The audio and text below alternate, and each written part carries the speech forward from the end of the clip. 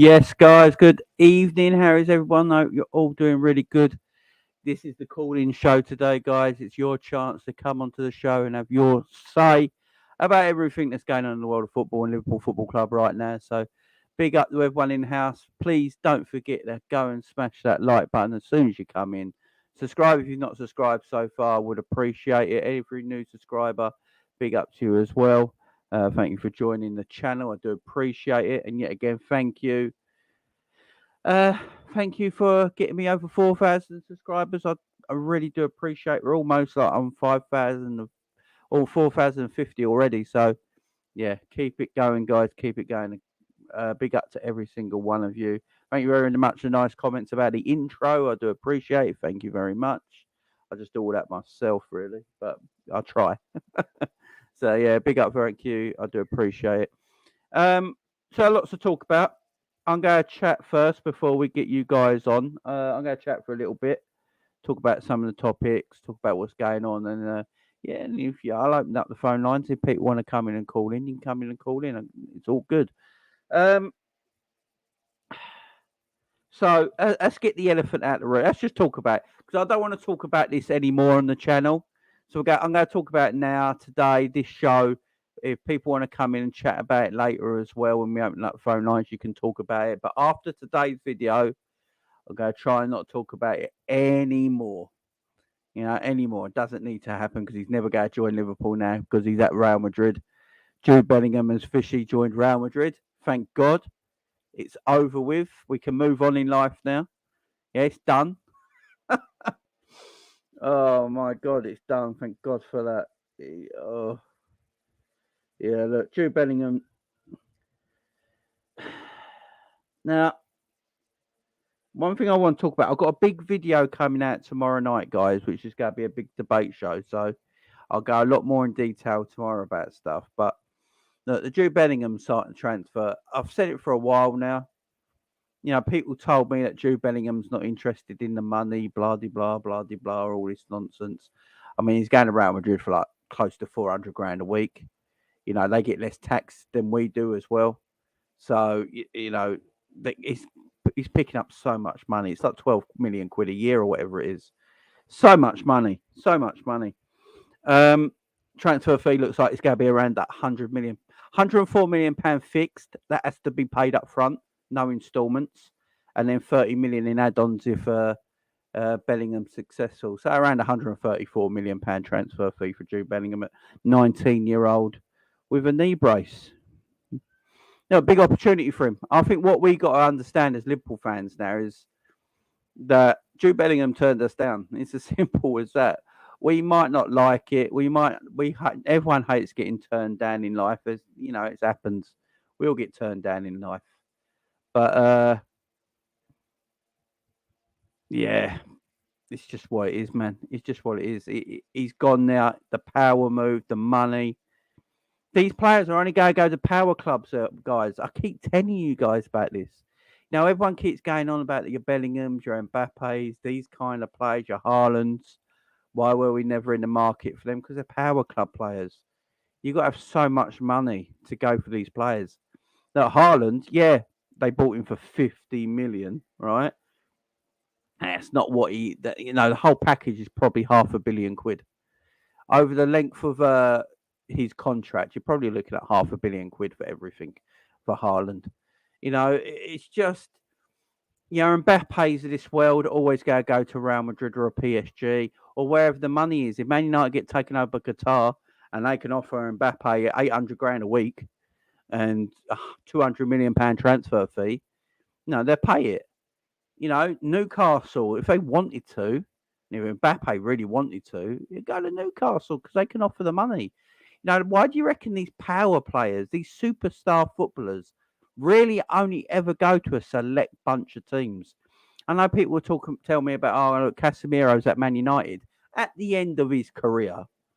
At the end of his career, right? They're not going in their prime. Ronaldo left Man United in his prime. His prime years were at Real Madrid. They bought him as a teenager. And I get told all the time, Jamie, why do we never play? Why do we never buy superstars. Why do we never buy superstars? And I was like, who are you comparing us to? Who are you comparing us to? Who do we not buy who's not a superstar? What do you consider a superstar? Like, what does everyone consider a superstar? I see people in the chat talking about Barella maybe going to Newcastle. Okay, what I've seen of Barella, I don't think he's that great. Yeah, he looks like a technically very gifted footballer, but let's see. Let's see. Paqueta, he went to West Ham. I think he's a decent player. I don't think he's overly great. I think a lot of footballers in this day and age get heavily hyped. I'm pretty old school where footballers come from. I am pretty old school, and I think a lot of footballers in this day and age get very overhyped. Very, very overhyped. It's like sometimes people watch football for the first time and they've seen someone who can like do a rainbow flick and a roulette and a few nutmegs here and there, and then they can't cross a ball or shoot a ball, but apparently they're like, oh my God, they're sensational. You got to buy them. I think Brella's a very, very good footballer. I think Brella's a very, very good footballer, but I think he's well overhyped. Well overhyped. Good player. Just like people go on about him like he's the second coming. Good footballer, good midfielder. Going to Newcastle, he's going to Newcastle. I ain't going to leave. I ain't going to lose no sleep over it. I really ain't. Is he better than McAllister?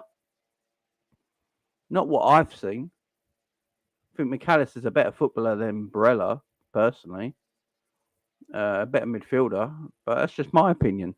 People go say Barella because he's more techie. He looks better on the eye, probably. The eye test bollocks that does my head in all the time. Oh, they look so good on the eye. Oh my God, why? Now, if you want a good player that looks good on the eye, go and buy St. Maximin. Go and buy St. Maximin. St. Maximin is great on the eye. He's crap flow. Can't finish, can't cross, ain't got a final ball. Shocking player. But looks good on the eye because he goes around a few players, does a few dribbles, bit flashy, but then he's got no final ball, cross or shot or anything. Dotted crap. I just don't. I think a lot of footballers in this day and age. I think a lot of footballers in this day and age are very equal, if that makes sense. I think a lot of footballers now today are very equal. I think we've got a lot of players that are pretty much the same around Europe. There's not a massive difference between quality of player because they're all coming from the same sort of football school now. They're all being brought up with more, technical, system-based background in academies and in football these days. So a lot of footballers now are pretty much, there's no stand. For me, I don't believe when Messi and Ronaldo retire and finish the game completely, I don't think there's any standout footballers apart from Mbappe right now and Haaland. I literally think they're the two superstars. I don't think there's a standout footballer in the world apart from Haaland right now and Mbappe. They're the two superstars in world football. Everyone else is pretty much same old, same old. You'll get your very, very good footballers, and then you get your good footballers, and in that good pile is a lot of players that are pretty much equal as players, but with just different skill sets. You get a lot of midfielders that are pretty good players with all equal skill sets. I don't believe there's that many world-class players, like genuine world-class. I think the level of world-class footballers now is much less than it ever used to be. I think the quality of players now that people call world-class are like, really, are they world-class? Are they a cut above the world's greatest? Would they get in a world's greatest 11? Like, if you do the world's greatest 11 now and the world's greatest 11 20 years ago, 15 years ago, 10 years ago, nowhere near as good. Nowhere near as good. You get very good to overhyped. I think Phil Foden is a better footballer than Barella. Personally, I think Phil Foden is a better footballer than Barella. People might not like that because Phil Foden's Man City boy, but I think he is. I feel Phil Foden's a tremendous little player, and he's being beautifully coached by Pep Guardiola. Now he's not world class, He's nowhere near. He's nowhere near world class. Nowhere near. People put me in the world class category already, and this is my problem with football today, guys. This is my problem with society today. We we we we put people in a certain light and a certain window straight away. Oh, Phil Foden, what a quality player, world class. No, he's not. He's just a very good footballer with great qualities and a good skill set. He's not a world class footballer. And if he is a world class footballer in today's game, in the game it is now in 2023, if he's a world class footballer in today's game, then the level of world class has come down massively. Massively. You know what I'm saying? It's just, yeah, Saka. Exactly. Now, when people were saying Saka's world class, if Saka's world class, then the level of our game and the level of player now has dropped massively. Is Saka world class?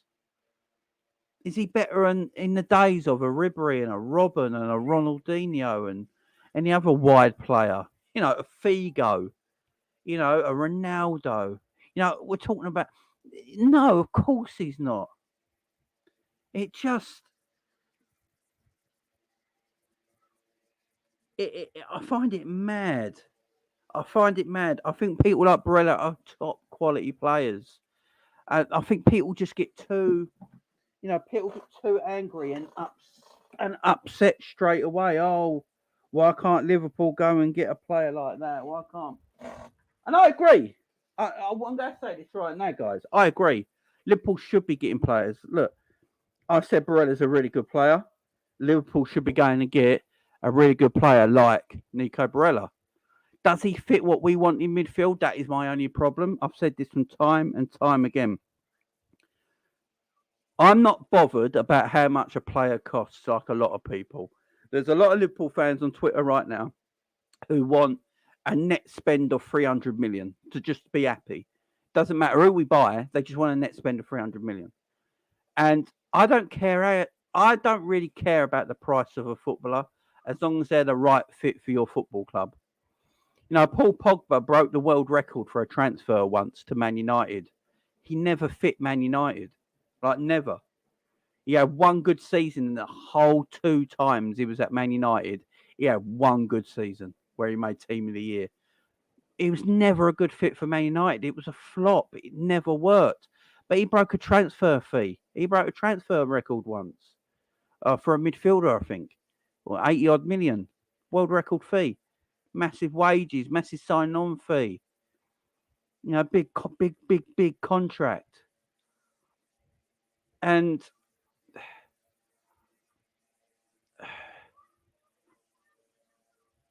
you got to be careful. I want players that fit Liverpool.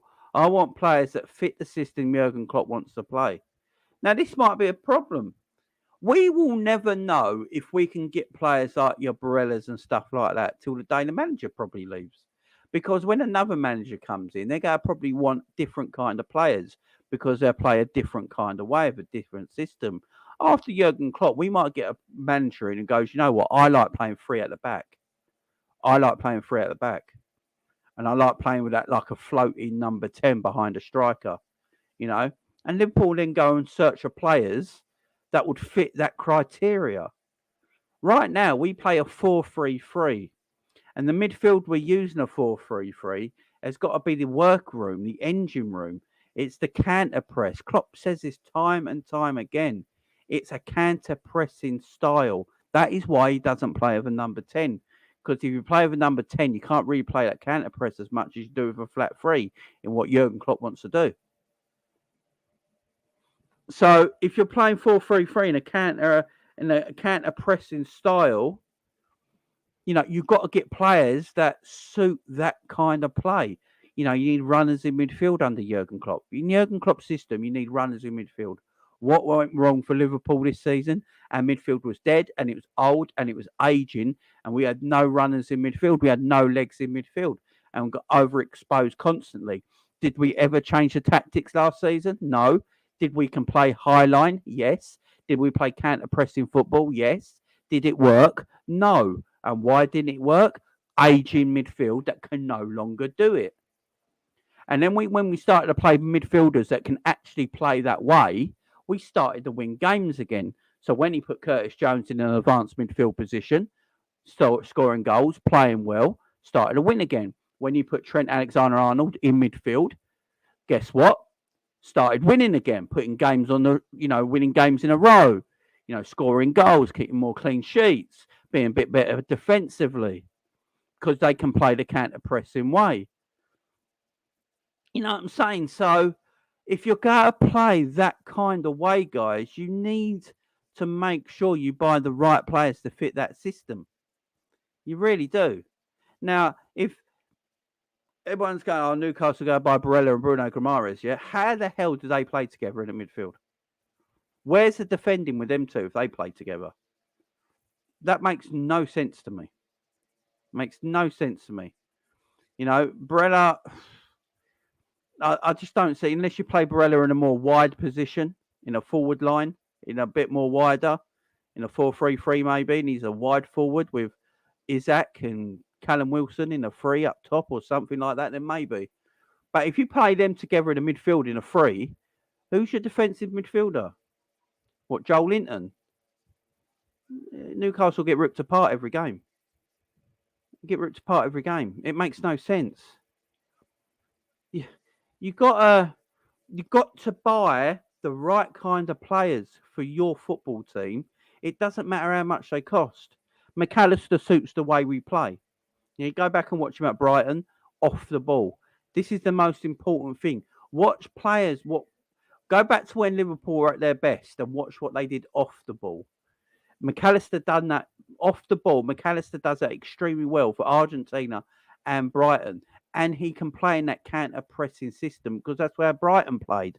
Brighton used to like winning the ball high up in transition, possession-based football, but winning the ball up high in transition and intercepting a lot of passes, winning second balls back. That used to be Liverpool's go-to. Liverpool used to win the second ball all the time. Liverpool don't win the second ball no more. That's why we struggled. Guess what? We started to win the second balls back in our running to the end of the season because Curtis Jones was playing in midfield. One thing I'll praise Curtis Jones for, his ability to track back and win the second balls. Right? That is what Liverpool need in their midfield, in the Jurgen Klopp system. Trent Alexander-Arnold, when he went into midfield, his interceptions in that midfield position, in the centre of deep lining position, was fantastic. And that's what you need in the Jurgen Klopp system. So all this about get that player, get this player, why aren't we getting that player, why aren't we getting that player, makes no sense to me. Because do they fit the criteria of the football club? If they don't fit the criteria of the football club, why would you buy them? Literally, why would you buy them?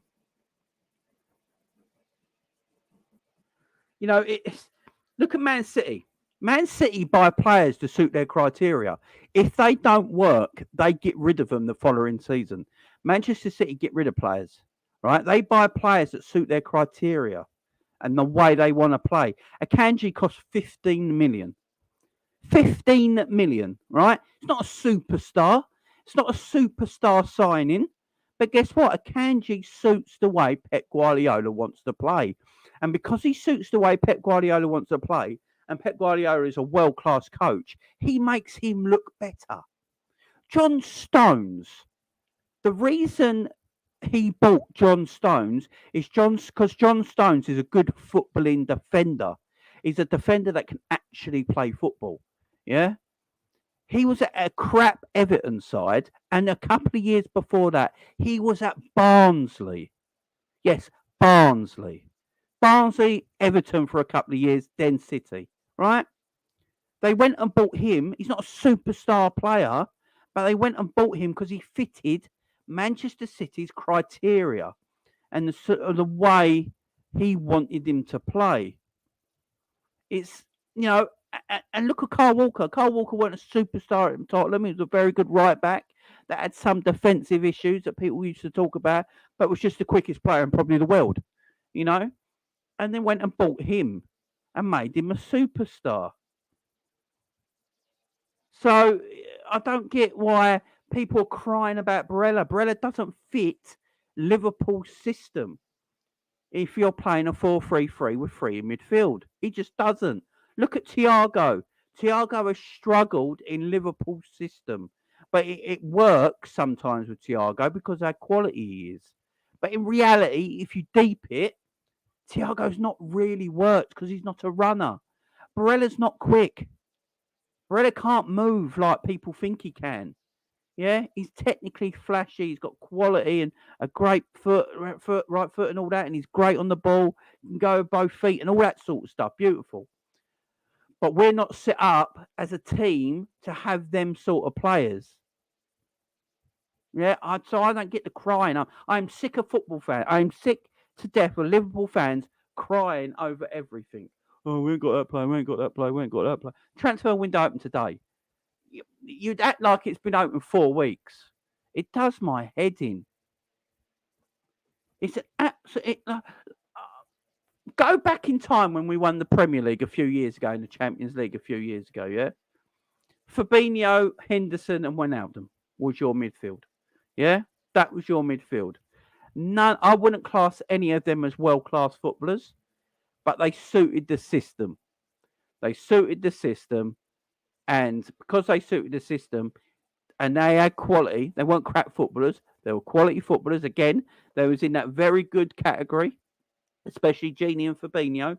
They were in that very good category. They weren't world class. That's not going mental. People go, oh, Fabinho's world class back in the day. No, he weren't. He was never world class. Can we stop with the nonsense? Because if Fabinho's world class, then what's Rodri and Casemiro? They must be super elite then. What is this shit? Can we stop? Nonsense. Yeah, it's absolute nonsense. You know, and you've got to get players. So if Newcastle are getting Barella, I'm taking it Bruno Guimaraes is leaving because how they go play together in midfield? Yes, they need a squad, but you don't buy it. You don't have Guimaraes and Barella and not play them together. You know what? You don't not play them together. So if you go play them together, then they're going to be defensively weak in midfield, ain't they? So it's a strange one. It's a strange one. You know, you've got to buy players that suit your system, guys. McAllister suits Liverpool. Let's see what else we do. If we buy really good footballers that suit our system, and as a lot of people in the chat will tell you, Jurgen Klopp's a world-class coach. So if he's a world-class coach, he will coach this Liverpool team to greatness again, won't he? With the players that suit his system. It's a fact. Or Klopp is not a world-class coach. It's one of the two guys. We can't always blame everything on everyone else. It's as simple as that. It's as simple as that. You know, it's as simple as that. City have got a quality side, yeah? Quality side. But a lot of them teams, I argue with people about this all the time. People go to me, we never buy world-class players. How many players do Manchester City buy that are world-class already? Someone tell me. Apart from Haaland maybe, who was the world-class players that City bought that were already world-class? Don't give me De Bruyne. De Bruyne weren't world class when they bought him. He became world class at Man City under Pep's coaching, and the better players around him improved him to make him world class. So apart from Haaland, who?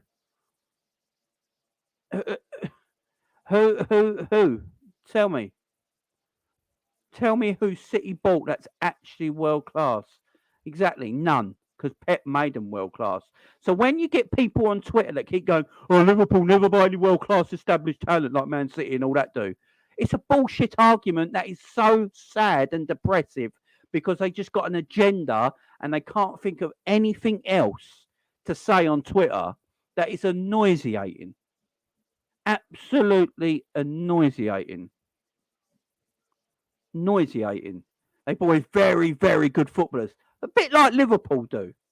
Yeah, a bit like Liverpool do. Was Virgil van Dijk world class at Southampton? No. Did Liverpool make him world class under Jurgen Klopp's coaching and the better players around him? Yes. Was Alisson world class at Roma? No. No one was shouting for Alisson to join Liverpool, by the way. No one. Not a single soul. And then we went and bought him. And we was like, oh, he's a good goalkeeper. He's a good goalkeeper. He's better than what we got. There's no doubt about that. World class now. Yeah? Salah. No one's sitting there and saying Salah was world class when we bought him from Roma. Yes, he was good at Roma. A lot of people were like, I remember a lot of Liverpool fans. I remember watching Coppish before I started doing YouTube. And they did a call-in show. And a lot of Liverpool fans called up and said, I don't know where Salah's going to play. It's a weird transfer. I don't get it. I remember these conversations. People will pretend they never happened because it don't suit their agenda. But it happened. So Klopp made Salah better. Mane wasn't world class at bloody Southampton, but Klopp made him better at the time. Because better players around him, better coaching. A bit like Pep Guardiola does. So all this bullshit argument on Twitter that I always hear and see, why do Liverpool never buy established superstars? We bought one established superstar in Thiago, and it's crap and it don't work, and he's injured all the time, and he can never play.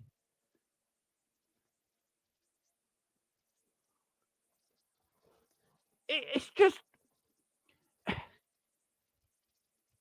just madness. It's madness. Look, Cody Gakpo, I think, will be a pretty good signing for Liverpool. I think you guys might agree in the chat. I think Cody Gakpo is going to be pretty much a superstar at Liverpool. We bought him for 40 million quid. And I reckon he'll turn out to be a top draw player. Bobby Firmino, 29 million from Hoffenheim. Brendan Rodgers didn't know what to do with him. He never came to Liverpool as a world-class footballer or an exciting footballer or anything. Yeah, the people in Hoffenheim used to talk about him. He was their best player and they loved him, right? But no, Brendan Rodgers didn't know what to do with him. Played wing back, played him and then sit on the bench. And the Klopp came in and went, he's my forward. Made him my number 9. Go and watch the documentary on the Liverpool channel right now about Bobby Firmino. And you see how much everyone loved him. The coaches, the players, everyone. And how good of a footballer he bloody was. Yeah? So all this nonsense that you see on Twitter. Oh, he's so, we never buy any shut up. Just shut up. Because I can tell you right now, you don't win a Champions League and a Premier League with a crap side. You just don't, unless you have a fluky year like Leicester. But we were arguably the best team in Europe for a couple of years, yeah? That Champions League, Premier League winning side, arguably the best team in Europe at the time. No one wanted to play us. We were hard to beat.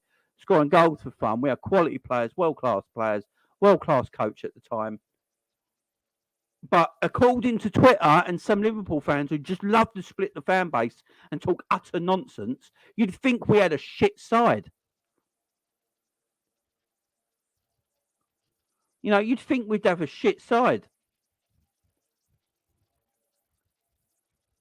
Now, do I trust the system of FSG anymore? No. We had this discussion yesterday with the panel. We spoke about it and said with FSG right now, nothing they do makes sense to me. Nothing. But the one thing I will say is when Liverpool do go into the transfer market, and I say do, when they do, we usually do pretty good business. Apart from Darwin Núñez, which at the moment doesn't look like great business. Doesn't look like great business right now for 65 million, ain't gonna lie. Apart from that, Diaz, great bit of business. Gakpo, great bit of business. Salah, great business. Mane, great business. Fabinho, great business. Ronaldo was great business. Robbo was great business. Van Dijk, great business. Alisson, great business. Matip, great business. Konate, great business. Thiago, for the quality of player he is for 20 million, is still great business. Although he doesn't fit, for the price he costs and the quality of him, still great business. So when Liverpool do go into the transfer market, they do great business. McAllister for 35 million is great business. So when Liverpool do get off their arse and actually do something, they actually have got good business sense. But they don't do it enough, and it pees me off. And it pees you guys off. But then people going on Twitter going, Brother going 50 million to Newcastle. Does he fit Jurgen Klopp's system? If he doesn't, why would you buy him? Why? You can't just buy players. Look at what's happening at Chelsea right now. Look what's happening at Chelsea. Bowley went on a mad one and just bought every player that had a really good FIFA card. Basically, I blame the FIFA generation virgins. I blame the FIFA virgins now. There's no men anymore. There's all FIFA virgins around. That's what they are. Oh, he's got a good FIFA card. Oh my god, he's got his gold FIFA. Oh my god, he's got 90 or something FIFA card. He must be brilliant. Why can't Liverpool go for it kind of footballer? Have you ever watched him, son? Have you actually sat there, watched him week in, week out? No, I've only seen a few games of him, but he looks mustard. He looks mustard because, where did you learn that? Where did you learn that? Football Manager and FIFA. All right. How about you put the computer down, stop playing FIFA, and actually get out your fucking bedroom. I am sick of these football virgins. They do my head in. They do my absolute head in. And as I keep saying, if people want let's see when we get a new manager. If you get a new manager, as I say, he's a manager who goes, I like playing 3 at the back and I like playing a number 10 behind the striker. We will go for different kind of players. So if we had a different manager right now who like maybe playing a more like a number 10, 3 at the back or something like that, or, a different way of playing, we might have gone for a Barella because Barella's only 50 million. You're telling me that's FSG pricing. So everyone keeps going about like Barella's around the sort of price tag that we like. Anything between that 30 and 55, 60 million transfer fee is FSG territory, right? So and apparently Liverpool keen on Barella if you read the bollocks. So Barella was available all this time for 50 million quid. Don't you think Liverpool would have taken it up? Of course they would. But people read too much into these ITKs on Twitter and all these knob jockeys on Twitter that come out of bullshit. Liverpool interested in Liverpool interested in this, Liverpool interested in that, Liverpool interested. Yeah, I'm interested in a lot of shit. But guess what? I'm not buying any of it. All right? I'm not buying any of it. I'm just interested. Of course, Liverpool interested in quality footballers. Doesn't mean they're interested in a way to go and buy them. People got to just stop. And people make up stuff as well. People make up stuff as well. Like this article that's going around today by James Pearce about the budget and all that. Not one bit in that article does James Pearce actually say how much the budget is. Not one syllable in that quote from James Pearce that's gone on Twitter today has said anything about how much the budget is. But everyone's online going, we've got no budget. We can't afford anyone. We've got no budget. And I've read it time and time again. I've been arguing with people all day on Twitter. Where does it say how much the budget is? Can you show me? And all people's responses, it's pretty obvious, ain't it? It's pretty obvious that you're a prick. That's what's pretty obvious. It's pretty obvious you're a prick. Yeah? Go away. It's just fucking madness. Just absolute man. I get sick and tired. I get sick and tired of all the bollocks. And like D Rose is like Barella is perfect for us. Us as fans, yes. But is he perfect for Jurgen Klopp and the coaching staff? That is another question we have to ask. Because if he is, why isn't Jurgen knocking on the door of John W. Henry and FSG and going, look, forget everyone else. If Barella was only valued at 50 million this whole time, why haven't we gone and got him? Questions need to be asked. Questions need to be asked. Because if we do go and buy Thuram, this is the thing. Say Liverpool go and buy Thuram. There's a lot of rumours today online that Liverpool are very close to signing Thuram. Like it's going to be done quite soon because apparently Liverpool, another thing, Jurgen Klopp, who I've not heard from all summer since the end of the season, but apparently journalists have spoke to him on the phone day in, day out. Apparently Klopp wants everything done in 24 days. Apparently Klopp wants all the transfers done in 24 days. So Klopp, who's very clever and he's not a stupid man, thinks it's all going to be done in 24 days. Don't worry about it, fellas. All done in 24 days. All the signings are going to be done in 24 days. because apparently these journalists have been on the blow to him all day. Fucking does my nutting. It's just mad. Like, we spent 100 million last summer. We spent 100 million last summer, yeah? Right? 100 million we spent last summer, and then we bought Cody Gakpo in the January. So we spent almost 100 million in the summer last year, and then in the January we went and bought Cody Gakpo.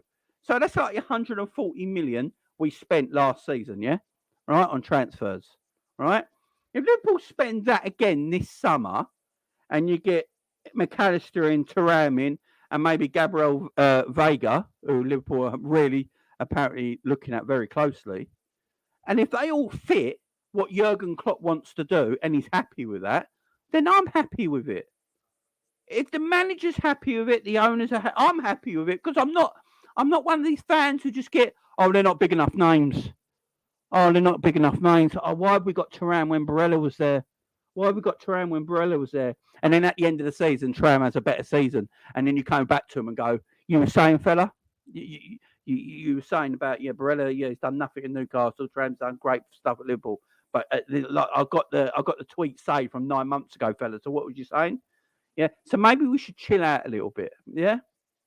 Maybe we should poxy chill out a little bit. Does my head in. I'm sick of all the fuckers.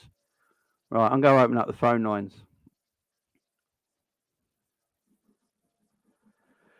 All right, I'm going to open it up. People can come in and have their say, guys. Link is in the chat.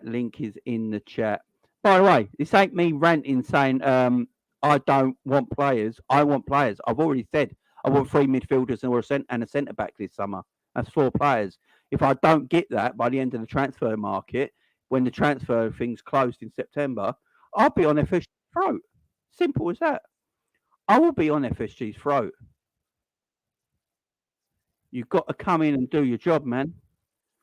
Come in and do your job. Don't give me all this absolute bullshit, because it does my head in. Does my absolute head in. Get sick and tired of it.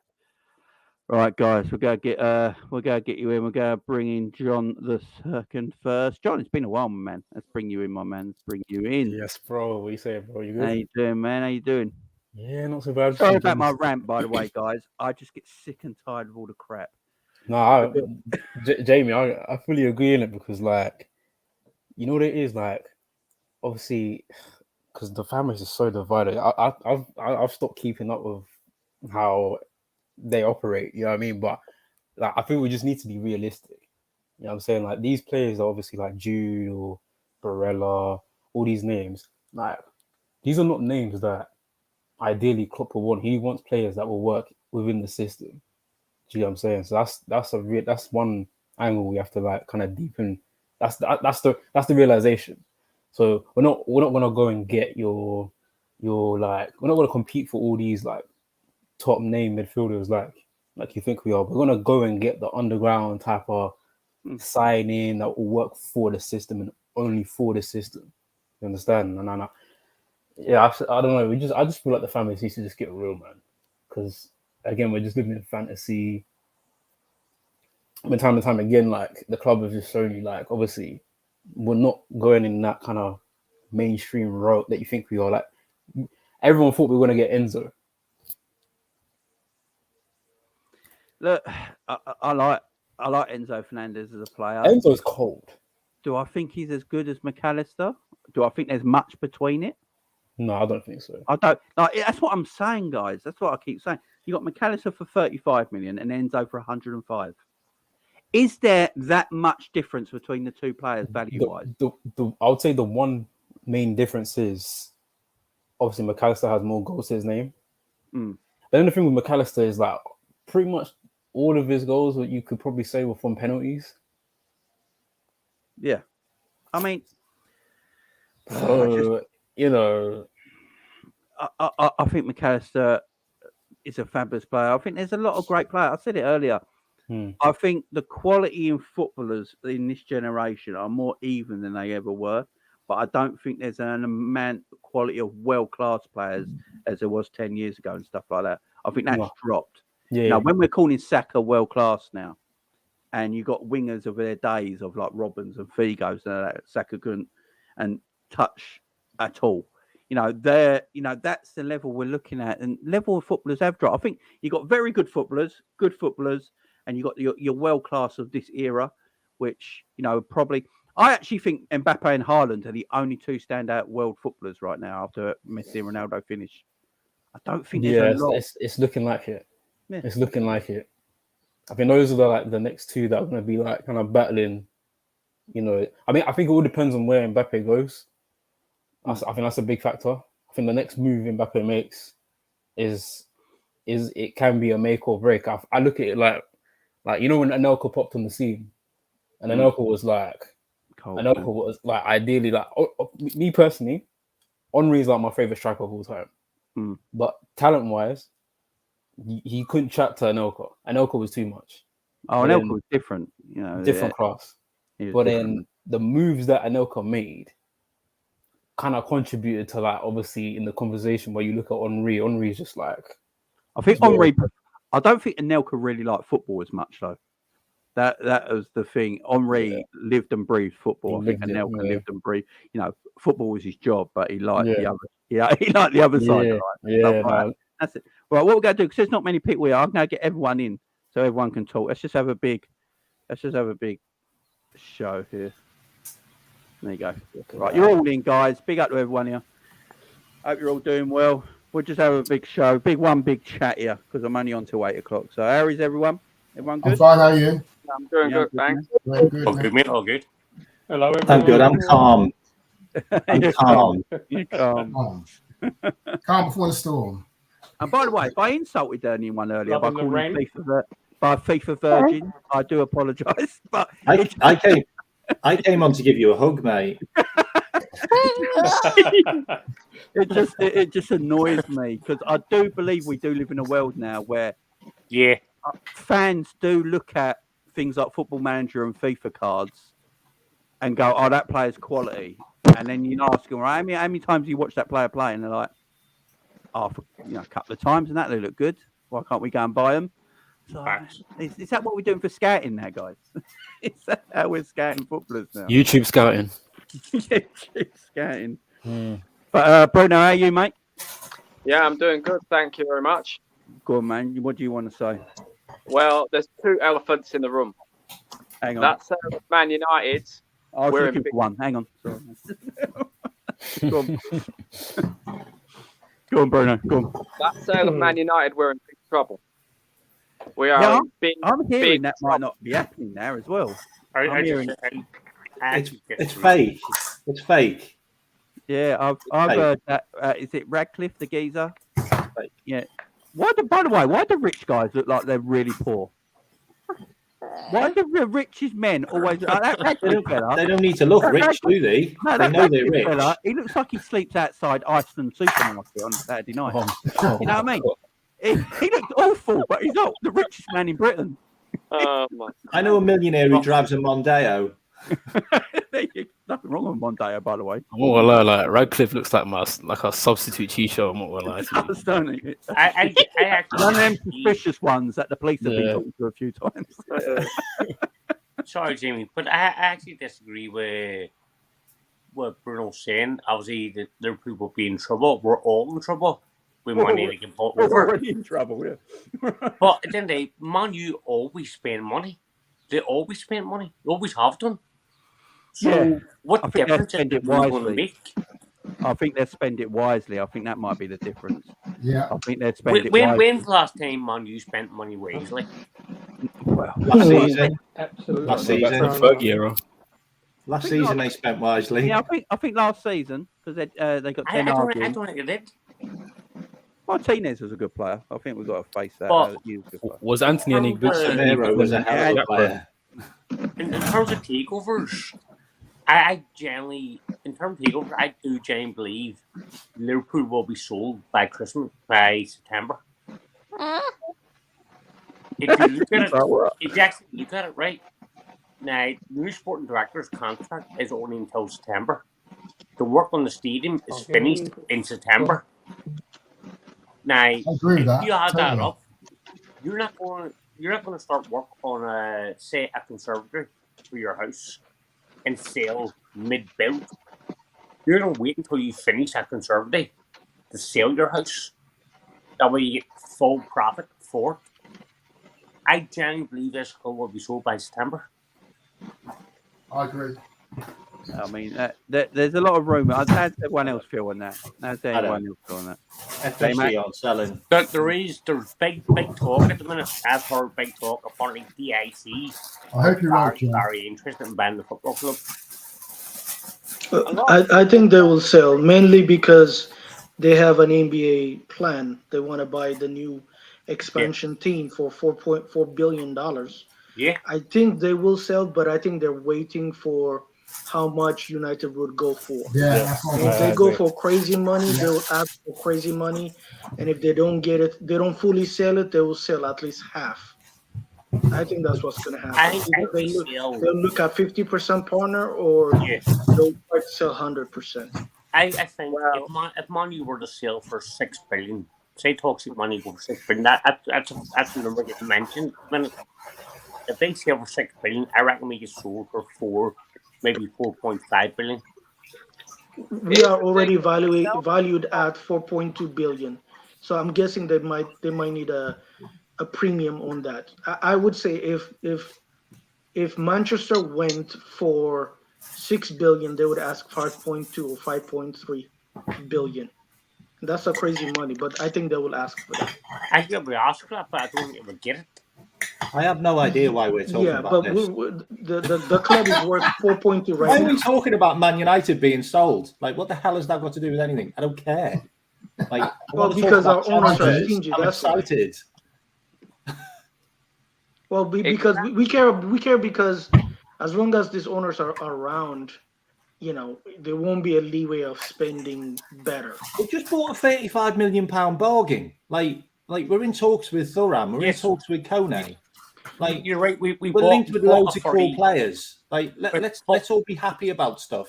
I don't give a shit about Man United. I don't care about being. Mark, I want to see the players come in. K-Mac, we don't mind. I get what you're saying, and you're 100% right for saying it. 100% right for saying what you're saying. But at the same point, we're carrying on, so we should be thankful. We shouldn't give a crap about them. Look what Chelsea have just done. They just spent 600 million and nearly got relegated. Like, I don't give a crap about them. We shouldn't care about anyone else apart from LFC right now. So do you want to keep FSG then, do you? But why should I like FSG. We've won everything with them. They're gone. Where's the money went to we made over the years? Where's the money went to we won from the Premier League win? Where's the money went to from the Champions League win?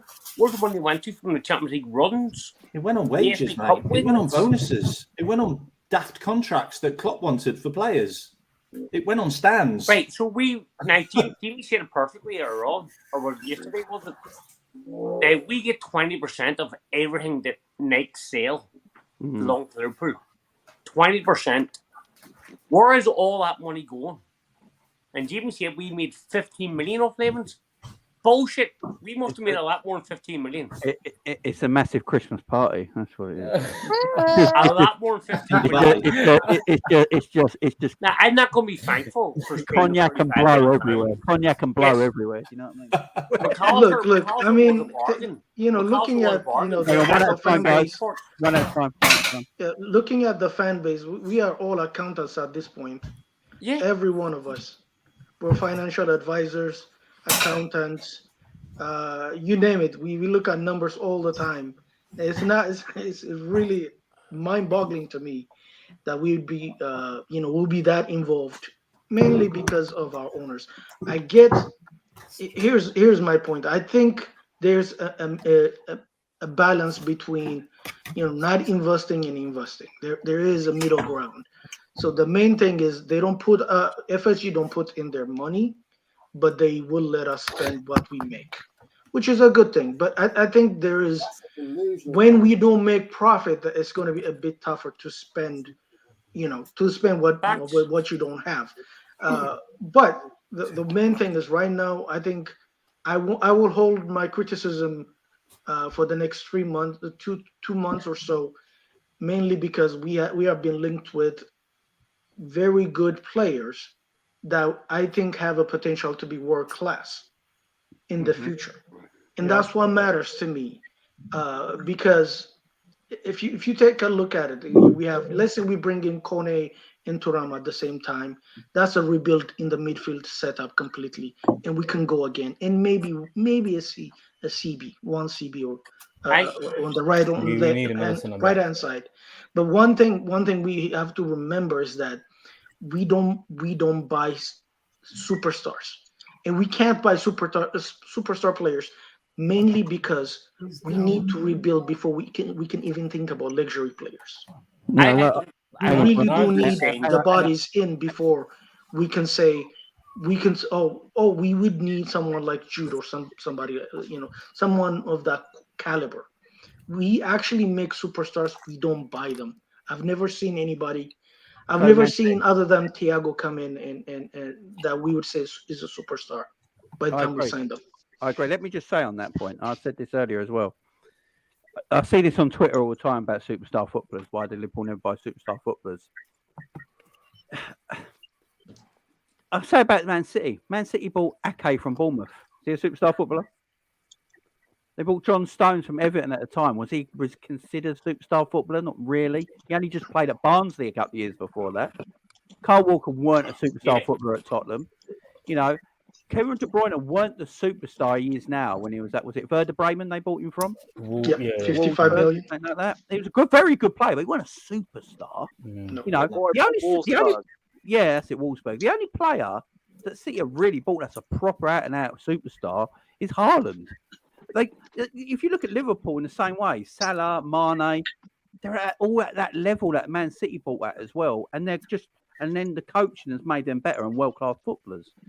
If you look at who actually buys superstars, who's the team in world football that literally buys superstars? Real Madrid. Real Madrid, yeah. PSG and Real Madrid. PSG. Barcelona. PSG, yeah. Same Barca, old. yes. Yeah, Barcelona under Pep. AC Milan. AC Milan is in transfer. One time, guys. Jimmy, say toxic. We exit this window in the summer, and we only saying we've already signed McAllister, and say we go out and saying James Ward-Prowse, and that's only two signings we get. I do not believe we signed Kone. I do not believe we signed Thuram. I think that's all skip smoke for FSG. Yeah. No, that's what I feel. I'm sorry, I'm sorry, but you're totally wrong. Like, something happened last season during the middle of the season, and Klopp had his arse chewed. Right, has there been any proof? And we changed formation, and we are now have a transfer committee that have literally said to Klopp, right, there's your players, pick one. Right. We'll see if we can get him. And then they went for one, and then they went for two. All these players are all the players we need. These are all the players that Mike Edwards would have bought. Seriously. Right, but K-Mac, is there been Thuram, any Kone, Van der Ven, Inacio, Tyler Adams. These are all the players that we should be signing. They will fit the system perfectly. K-Mac, I do agree with you. But has there been any concrete proof that we're actually in for these players apart from reports? Yeah. Yeah, but like I've never seen any concrete proof. To answer your question, Glasgow. To answer your question, if you notice, like all these years when we were linked with all these other players, I mean, every season we're linked with every player available in the market, right? Fabrizio has never mentioned it. Has never really mentioned it. It's only other people. Normally, when Fabrizio doesn't mention it, it's not really solid. This time he mentioned Veiga, the guy from South Vigo. He mentioned Kone. He mentioned Thuram. He is like in a proper. He said, "Look, we are monitoring. We're looking into." They were like discussed with the agency, and he didn't say we are. Yeah, it's monitoring and like talks about like Obviously, remember when you're monitoring a player, you sit down with them, you present the project. It doesn't necessarily mean that we're going to sign them. They might say, no, we don't want your project, right? It's not brand, but at least, at least the foundation, the talks have already, been done, and there is because the players also they don't have any problems with personal terms and like coming to Liverpool as well. So if we play our cards right, definitely these players will come to Liverpool. That's a guarantee. If we play, it's up to us, not to them. They're coming to Liverpool. We can talk them as much as we're going to get all of those players, honestly. Like, we had McAllister's dad at Anfield in February. Like, that was done and dusted a long time ago. Like, honestly, we are doing things the way we used to do things in 2017. And I'm so fucking excited. And we should all be excited, seriously. Hey, K-Mac, are you saying that we kidnapped... Are you saying we kidnapped McAllister's dad and kept him for 3 months? Yeah, we did. We did. I do genuinely think I'm wrong. But until I see something concrete, until I see a bid being put in. Okay, Tony Cascarino has said on TalkSport that we're getting Kone. Okay, that was recently. That's talk. That's Tony Cascarino. Tony Cascarino has got a real good standing, and he never talks about transfers. Right, but that's not talk. Kone is talking about Thuram. Like, he's doing interviews and he's talking about Thuram. I know, but that's not talk. Right, he's going to come to Liverpool. He's my mate. Like, you know, right? I know, but that's so many links. We had the same thing with that's not talk sport. That's talk. We were never in for Jude. We were never in for Jude. I was going to say that. We were never. It makes sense we're not in for Jude. On to what you said, Jamie, right? Van Dijk, and Konate were both demanding signings. I saw an article that said that Van Dijk was demanding signings. So John W. Henry has got to step up to the plate. None of this crap, none of this gets one of the other crap. If we're after Kone and Thuram, get them both. None of this one or the other crap. I want to see both players in Liverpool shirts. If I don't see both players in Liverpool shirts, there's going to be problems. Yeah? How much is Kone worth? 30 mil. Get it done. How much is Thuram worth? 42, 43 mil. Get it done. What's that? 72. That's peanuts. Bruno, you have to understand that, like, these players are on international duty now, so we ain't going to do medicals yet. So this is going to take another week or so. You could do though, because we did the whole logistics thing. They just went on holiday and then they just came back and went into internationals. So it's going to take a bit of time, but all of these deals are going to happen. George Smack's son is the director of football at Kone's club. Okay. Mickey van der Ven, George Smack signs. Okay? It's not a coincidence that we've got a German director of football and we're going after loads of German players. That's not a coincidence. Yeah, let me just... I agree with you there.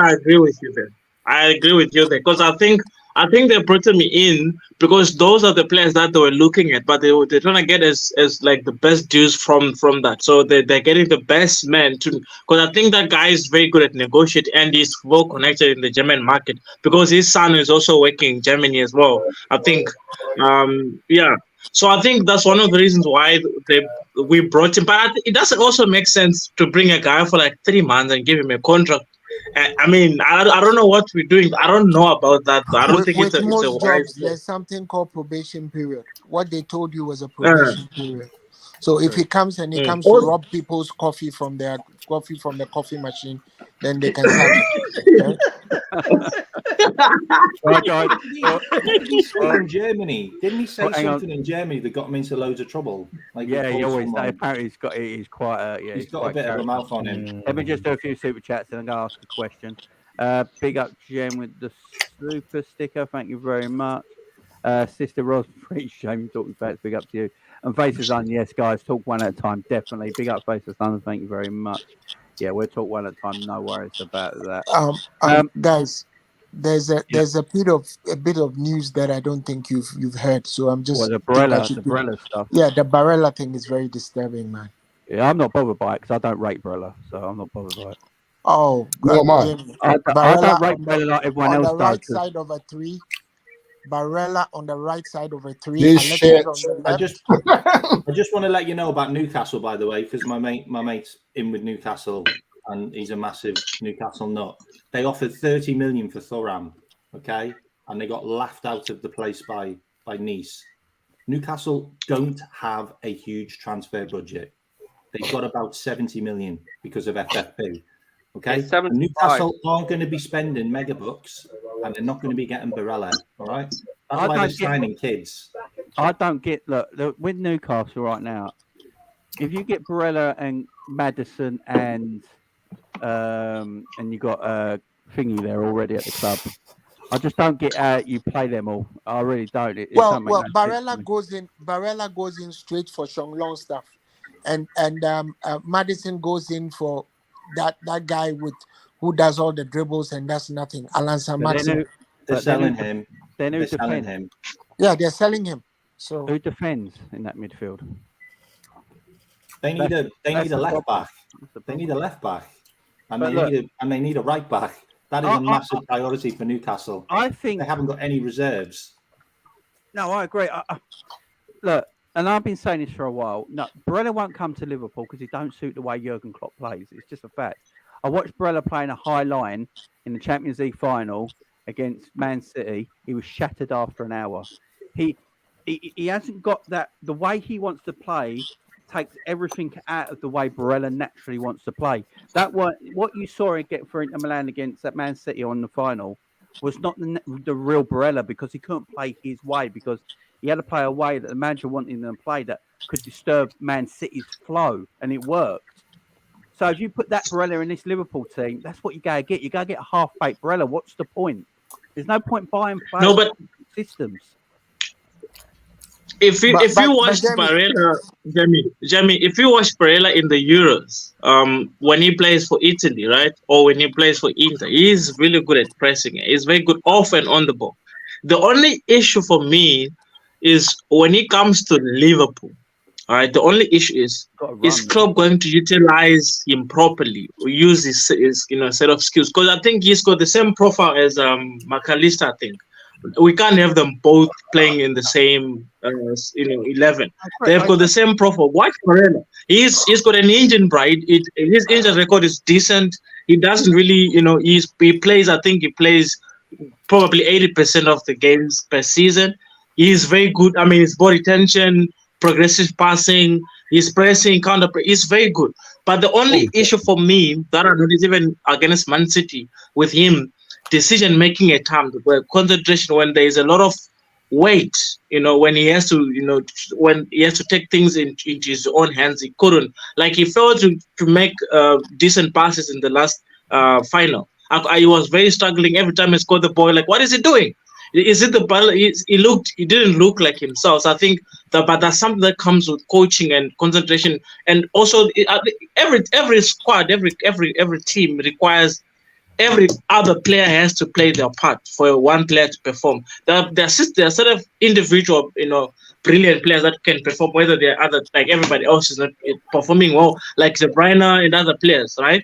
They will still perform. And then there are players that works within the system. If the system is broken, the whole thing crumbles down.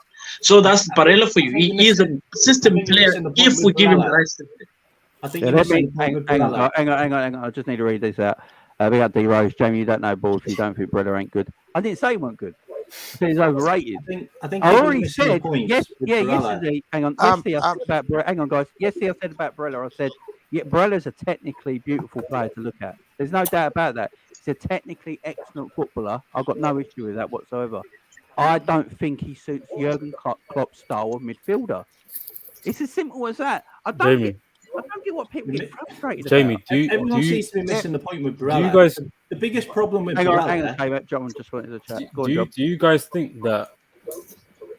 Because I do think he will leave next summer, and I think he should have left maybe even this summer, even for me personally. Do you think Thiago suits our system? No. Never suit our system. No. That's why he's injured all the time. I just wanted to know, because obviously Jamie, the thing with Barella is that he gives you exactly what Alexis gives you on the right side of the pitch, and Klopp has always that's what I'm saying. Klopp has always said that for him, pressing is his game. And if you have Barella and you have Alexis, put it this way, our good friend, the old man Fabinho, does a lot less work, maybe about 20 to 30% less work. I think he's a really, really, really good player.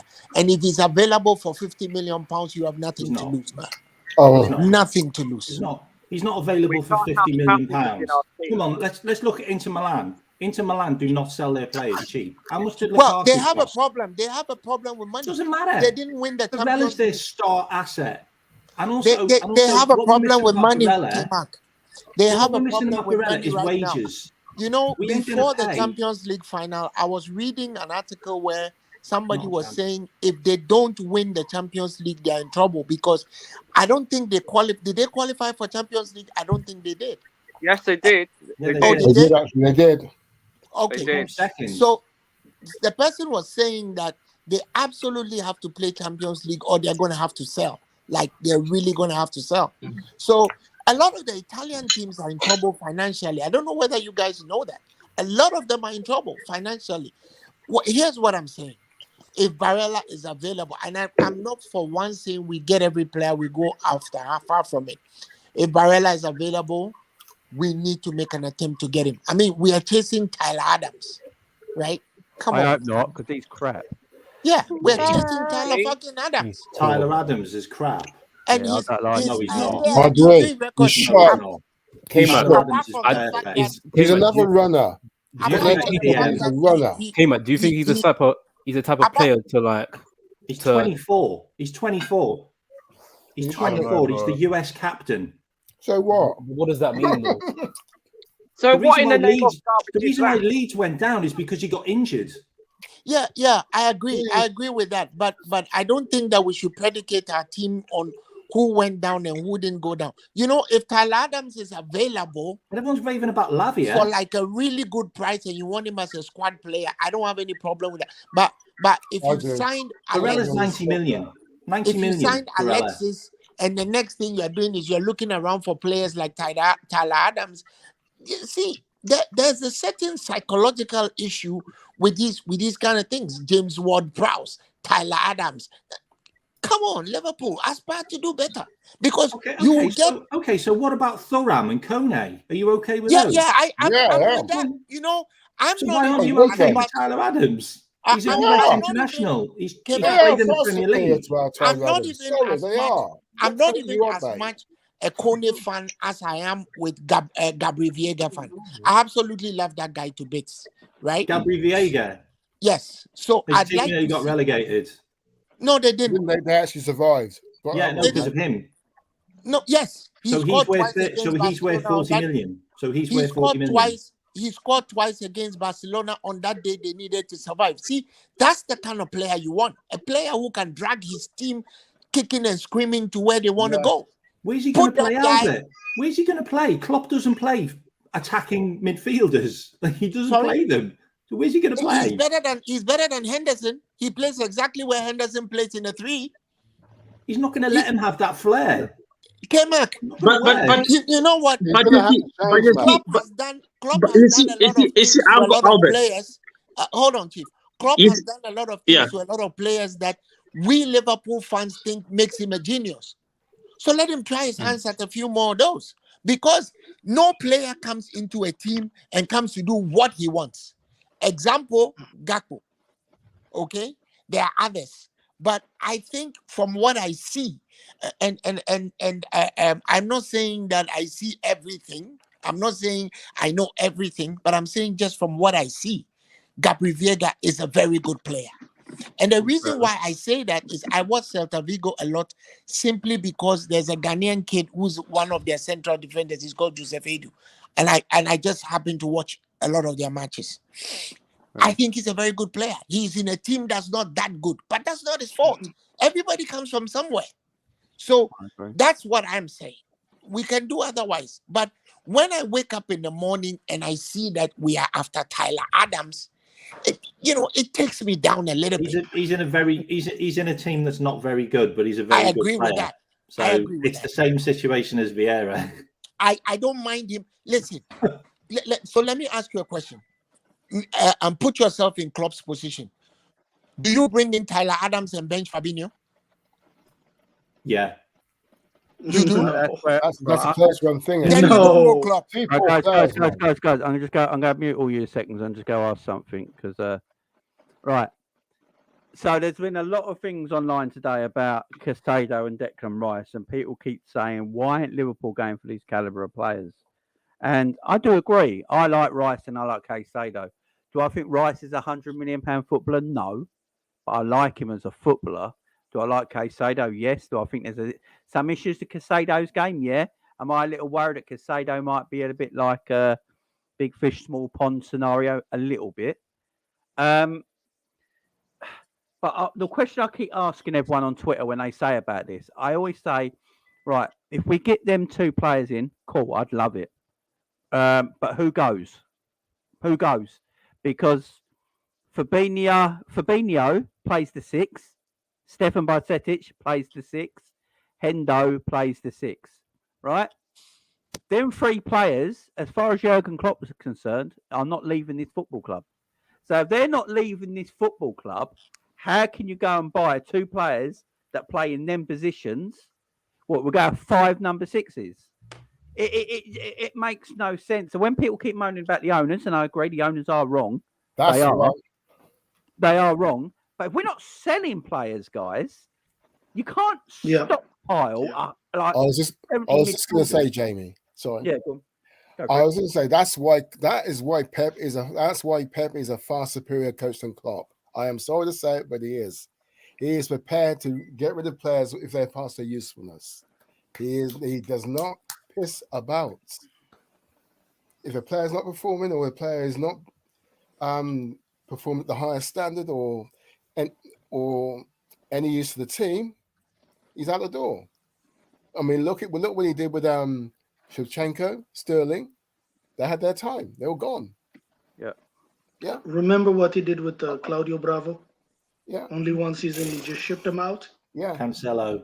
Time, mate. What was he like? Probably the best in his position in the world at the time. Yeah. This was another thing that Fergie was good at. Every like 2 years, Fergie would shake it up. Get rid of a big boy, wouldn't he? Right, hang on. I just need, because I don't like people insulting people, even if it's my mate Edward. I don't like people insulting anyone. So please, Edward, I love you, mate. No insults, please. No insults. And the other thing I don't like about, right, everyone keeps saying this is because Pep can afford it. One thing that really does irritate me, Klopp knows we're a buy-to-sell football team. Yeah? He knows how we run. He's been here 8 years, yeah? 8 years. We're buy-to-sell.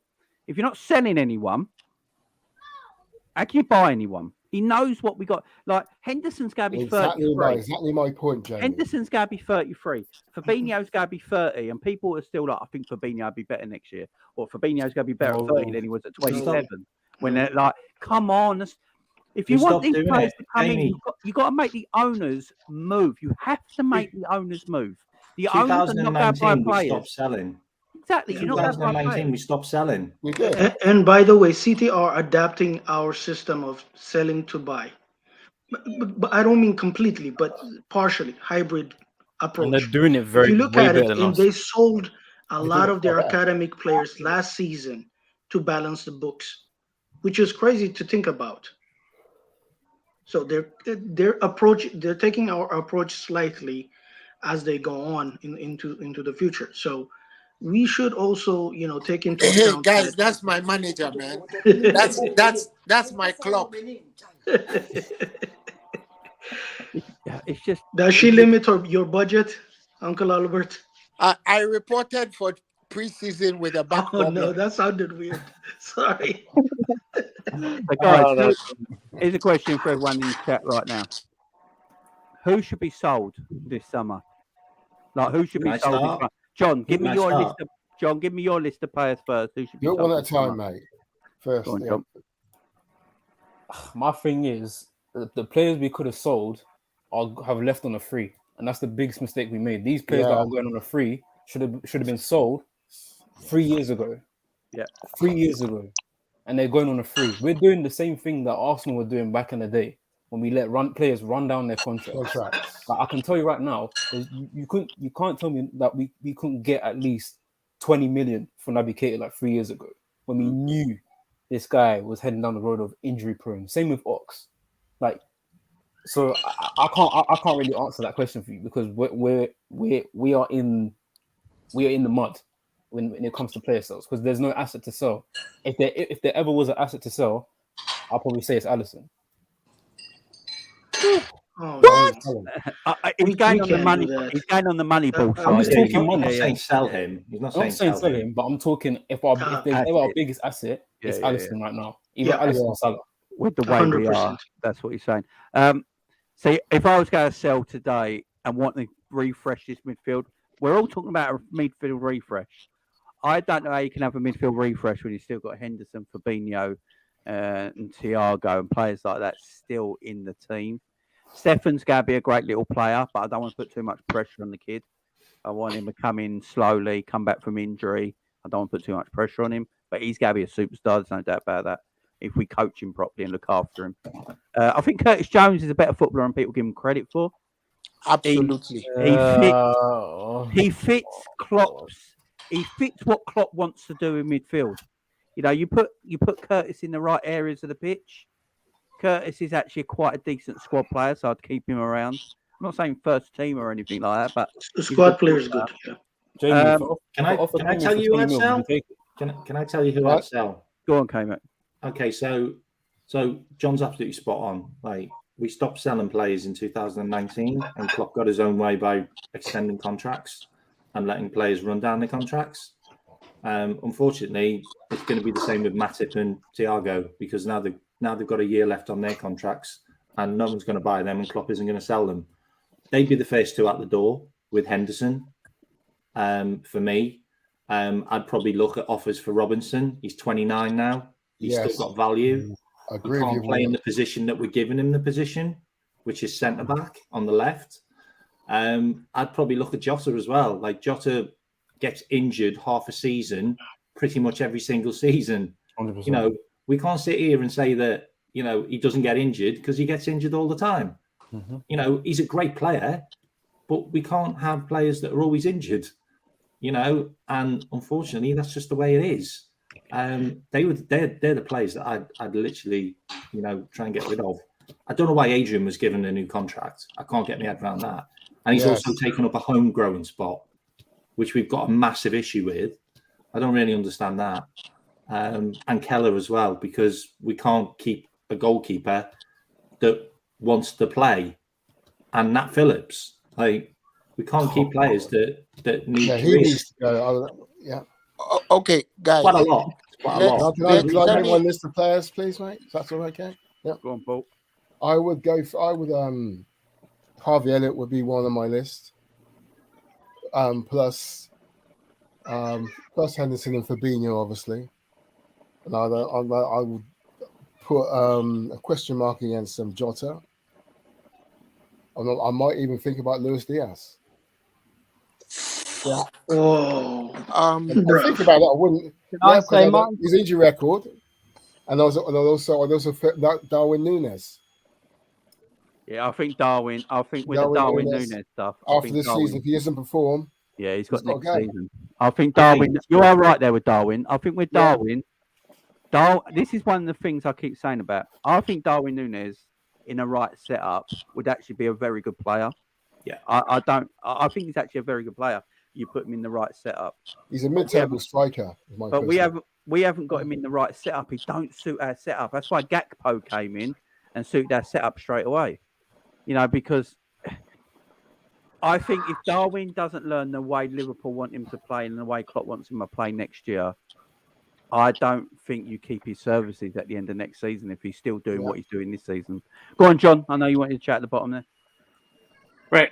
I've literally sat here for the last 10, 15 minutes, whatever it's been, and hearing people criticize Jurgen Klopp left, right, and centre. But I don't hear anybody criticize FSG as much as what they criticize Jurgen Klopp. It's equal. Jurgen Klopp has come over. Has Jurgen Klopp done wrong? Yes, 100%. Of course he has. We can all agree on that. But we're forgetting about our owners. The people who tried to ruin the history of this football club, tried to create a Super League, tried to ruin what Bill Shankly and Bob Paisley built. By the way, tried to ruin what Bill Shankly and Paul Paisley built, and tried to ruin what Doug Leeds did. They literally took that football club and shat on top of it. These owners do not deserve to beat this football club.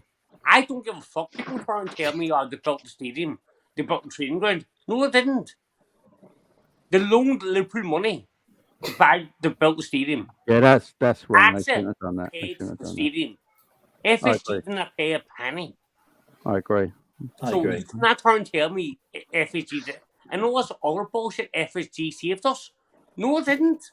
I agree with that. There was other clubs out there waiting. There were other people out there waiting to buy us. FSG did not save this football club. Liverpool sold to the wrong guys. That's the problem. Yeah, they bought this football club for 300 million. 300 million. The football club is now worth 4.5 billion. What I will say, the jackpot of us. What I will say about FSG, right? It's what I say about FSG. Their background stuff and what they do business-wise, obviously, are quality at. You know, you want the commercial revenues we've got and stuff like that, and the way they built everything in the background are very good at. On the pitch, second in the world. Yeah, on the pitch in the world because of FSG. There hits a nail on the head. There hits a nail on the head. You're talking about the accounts. Yeah, they're very good at that. Accountants AFC. We're Liverpool Football Club. Yeah, but one of the biggest clubs in the world. Every football club's a business. That's the problem. It is a business, yes, but us fans should not be hanging about the accounts. I will say one thing, yeah. I will say one thing about all this. Yeah? Liverpool still always will be one of the biggest teams in the world. It doesn't really matter what changes there. But how long has Liverpool been a team for? 126 years now? 127 years? 127 years. How many league titles have won in 127 years? Exactly. 19. We deserve better than this. We deserve hardly any titles we've won in 127 years. One. We've won one Premier League title. Actually, I've only seen one. All this thing about we should be number one all the time. Number one. Of course we should be. Every football fan probably wants that. Jimmy, that's God-given right. Jimmy, that's where it's you're not wrong. right. It's not God-given right. I don't expect to win the league every single season. I expect to win it maybe once every 3 seasons. That's what I expect. But then we're big enough to be able to do that. It's just these American fucking scumbag bastards are holding us fucking back, and we need them going out of our club. No, I don't disagree with that. I don't want them going today. I want them going yesterday. Get them fucking funny out of my club. I don't, John, listen, I don't disagree with you. I really don't. They do. It's time for them probably to leave because they can't do what we want going forward. All I'm saying is with the Klopp stuff is someone's got their telly on. If someone's got their telly on the background, they mute it for me. Oh, that's me. Sorry, Paul, you mute it for us, man, because they'll get coffee. Yeah. With Klopp has far too much power at the moment at the football club, and I don't think it's a good thing. I blame FSG for that, by the way. I think they should just let Klopp coach. You know, if you look at Pep Guardiola at City, Pep Guardiola is a coach. He's not really a manager, he's a coach.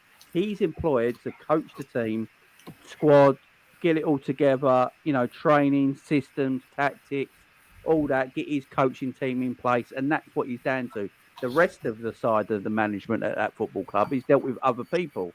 You know, at Liverpool at the moment, I think Klopp has too much power. Klopp is like the manager, the coach, the sporting director, and I think the ownership should take a little bit of that power away from him. You know, players need to be. He does keep hold of players. He is sentimental. He admits that. He does like keeping older players. You know, he wanted to keep James Milner. You know, Milner made the interview after. He did the interview after. Klopp wanted him to stay. It was the owners that came in and said, "No, it's actually time for you to go now." No, the owners didn't want Henderson to sign that new deal. We've got to remember that as well. The owners actually wanted Hendo to go. And this is the one thing I will say about this fan base that are so fickle, yeah? I remember watching Kopish at the time. John will remember this because he was probably on there as well, right? And a lot of the fan base came on and said, the owners can't let our captain leave after we just won the Premier League. I remember this. Everyone was coming on and going, you can't let our captain leave. You can't let our captain leave after we just won the Premier League. That's disgusting by FSG, right?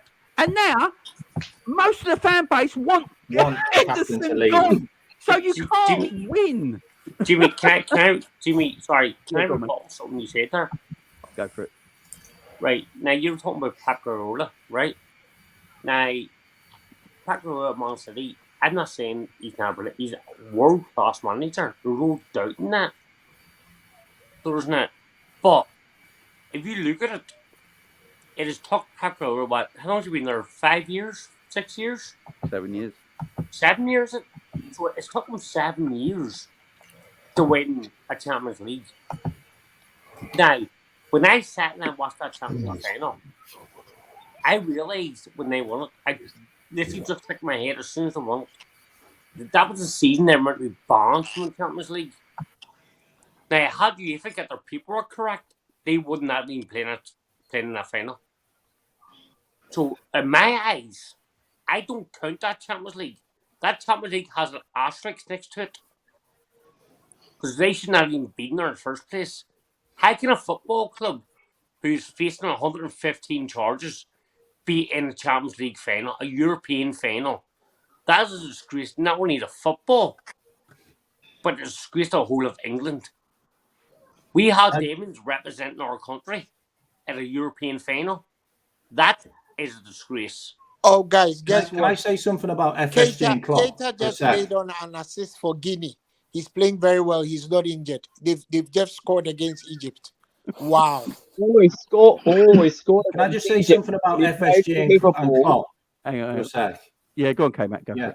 So, okay, so everything you've just said about Man City, okay, if they'd been done, then they wouldn't have won any of those leagues and they wouldn't have won any of those cups. Stripping more tails. So that, hang on, no, 2 seconds. 2 seconds. And let him talk. 2 seconds. Okay. So if they'd have been found guilty or they didn't have all of that money, which is why they won apparently, then we would have won. So is that FSG bad? Because we finished second so many times. And all of this stuff about Klopp being the Messiah, we nearly won the league with Brendan Rodgers. Okay? So Liverpool can win the league with other managers. You know, Rafa Benitez almost won the league. You know, we were 2 points away from winning the league with Rafa. We were 2 points away from winning the league with Brendan Rodgers. We can win the league with other managers. Actually, it was Gerrard's slip. Gerrard's slip cost us. Exactly. We have won the Champions League before. We have won lots of cups before. But there's it's just a manager. Liverpool FC will carry on with somebody else and do just as well. It's the way it works. From nearly winning it and winning it. There's a big difference. FSG have turned us into a sustainable model of a football club, which so many other clubs around the world follow. I give you a saying, but FSG nearly ruined the history of this football club. FSG just spent 200 million on 3 left wingers. It was built on Bill Shankly's morals. It was built on Paul Paisley. I don't listen to this history crap. Because it's history. Any of the people out there who actually stick up for these guys. They tried to ruin the history of this football club. They literally stomped on the grave of 97 people. Hey, K-Mac and John, both of you, That's what it is. both points I agree with. 97 people who love this football club, died for this football club, and they tried to ruin the football club. Hang on. Let me just say one thing for John chats. Look, with the Super League stuff that John was talking about there, when I look at it now, when I go and look at this, what everything's going with UEFA, I don't think the Super League was that bad of an idea. You know, when you actually look at the Super League, it actually ain't that bad of an idea. It's just that we live in a world where no one wants to change and everyone wants to keep it the same. And UEFA were like, we like all the Super League's ideas and we're going to steal them all and then do it next year. So, you know, the Champions League next year is basically the Super League. All the change to the Champions League next year, all it does is make sure that the world's best teams play Champions League every year. There's no difference. Well, actually, there is. The only difference is, I think, the fact that it had some clause that basically made it so that only the elites can compete. I think that was a big big hiccup when they implemented that Super League. There is that was the absolutely main difference. Poison pill. There is no difference between what UEFA have done now and the Super League. What UEFA have simply done is to guarantee the teams that were bitching about being in Europa that they will always be in the Champions League. There's no difference. No difference. Let me say something about the Super League. Let me say something about the Super League. I personally think the reason why FSG went into the Super League is because they knew Man City were just going to dominate, especially in the money front. And they realized they can't compete. So they're like, we might as well just find another way of being able to win a competition where we haven't got people that are spending money on managers and making up fake companies and paying everyone behind the bucks and just bending the rules in every way they can. And FSG probably thought, you know what? We'll just try something else. And if there's another way of us being able to win a competition where Man City aren't in it, then we'll try. The truth of the matter is that FSG are always content as long as we qualify for the Champions League. They are now, this is what I've been saying. They are now yes, I'm with you. Well said, they are now Albert. apparently spending because we are fit. Their bottom line has been hit by 60 million euros and they are spending. Before then, they wouldn't have taken some of the powers that they had given Klopp. Because you see, they are not stupid. These guys are venture capitalists. They bet for a living. So they made a bet that Klopp was the most illustrious person in Liverpool. So they gave him all the powers he wants, gave him £15 million a year, and now he's gone and fucked up. That's why they brought my Gordon back. Spot on. That's why they've taken some of the powers that they gave him away, like the transfer committee that has stopped him from giving players like Milner another contract. That's what is really going on. FSG don't give a crap whether we win the league or we don't win. They want us to qualify for the Champions League. That's what I hate about them. They've got no ambition. Why is your owners? Hang on, go on, John. What are you saying? I don't understand why Jurgen Klopp is. I still don't understand why Jurgen Klopp is taking front of us. Because he had a shit season last year. He had a shit season. Because he turned around and said he didn't need any midfielders or defenders. Thank you. Hold on. Birmingham, what Jurgen Klopp has did for this football club.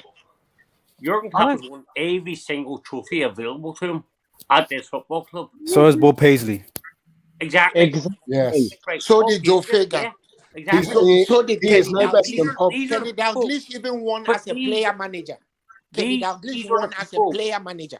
Right. He also lost 5 finals. Hold on, but these are the people that he tried to ruin. Those managers, he is not in the same league as those managers. There's no difference. But John, I don't know why you're saying. I don't know why you're saying we are. Let John talk. Hang on, Albert. Sorry. Let's just please. I'm sorry, apologies. But you're talking about the European Super League in the new Champions League format. The difference with the Champions League format is there's a relegation. The problem with the European Super League was there was no relegation. Yeah, that's the bit they got wrong. It went against everything the football stood for. Everything football stood for, it went against. And why did these kids do it? Why did the FSG do that? They did that to guarantee them multi-millions every single season. Is that worse? Is that worse than what City are doing though? Is that worse? I don't like what they're doing. City bought Aguero from Etihad. Etihad Airlines bought Aguero for Man City. Yes. Etihad Airlines is sponsored by the same bloke who owns Man City. So is that worse? Is that worse than building? I mean, look, football as we know it is not the same sport anymore. No, it's not. But you mean? So I don't matter what changes. Can I just ask you an honest question? Yeah. What would you rather watch? Would you rather watch Liverpool play Luton away? Yeah. Would you rather watch that, or would you rather watch Liverpool play Real Madrid away or PSG? I'd rather watch Liverpool play. Because I want to see. I want to see bloody bad. Do you actually go the games? Do you go the games? Because if you don't go the games, then the European Super League would have been fucking brilliant. I'd rather watch because you're watching world-class footballers every single game. Who the hell wants to see Liverpool play? And that's what Liverpool thrive in. Who wants to see Liverpool play Real Madrid? Hey, okay, Mark, I'm not for gonna lie. the next 10 years. I don't want to see that. I want to see can I have a say if I don't mind, John? John, can I have an opinion? Thanks. My view is that I think Klopp and FSG are both as bad as each other because they're joined like conjoined twins. Yeah, okay. One can't do without the other. They cannot do without the other. If you're gonna have one to leave, both have got to leave. That's the way I see it. No, but Jurgen Klopp didn't try and destroy the football club. But he agrees with everything they do. He agrees with everything publicly. FSG tried to destroy the football club. Yeah, they employed Klopp. They employed Klopp, and he agrees with everything they want to do publicly. He doesn't even hide it. He agrees with everything they want to do. But hold on. So why do we separate him from the club? From the owners? Not only European Super League, they tried to furlough the staff.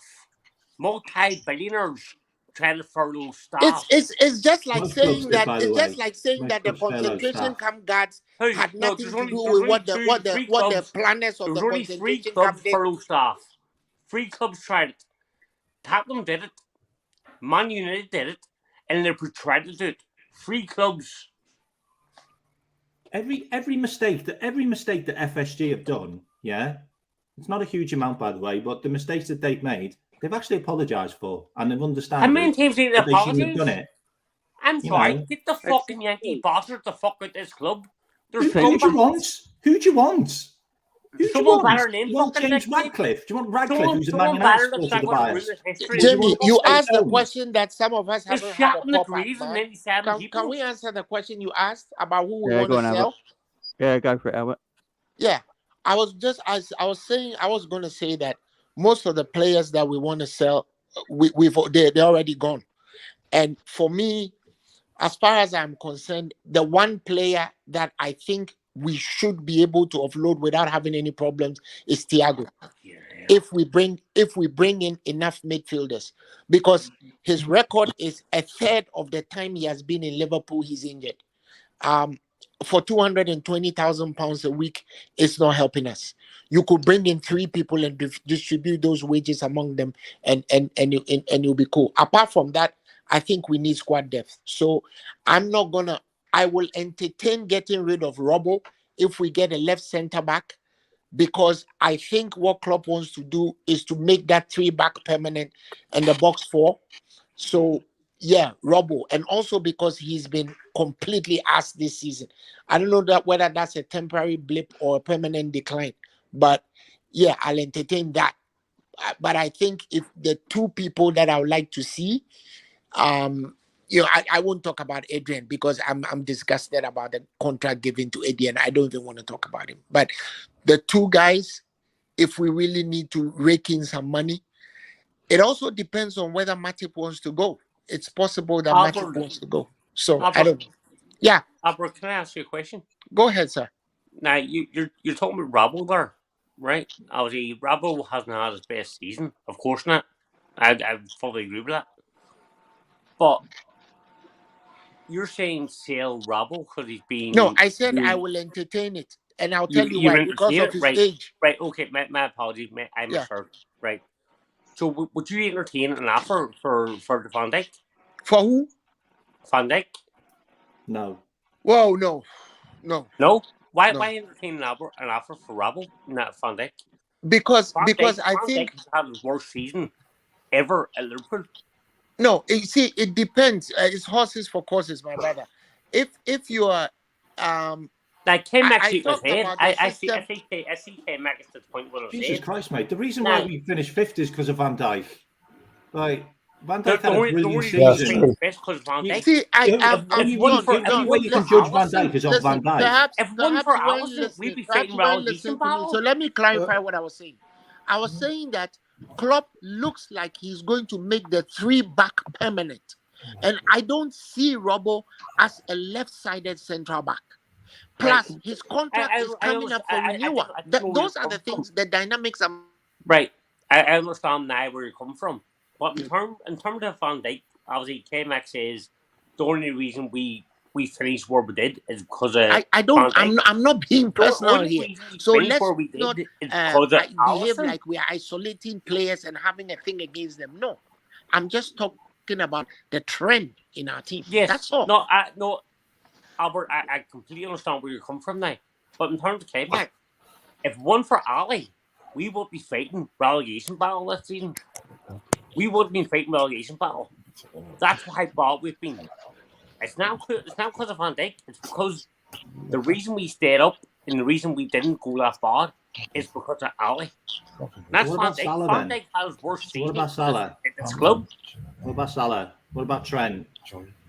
Even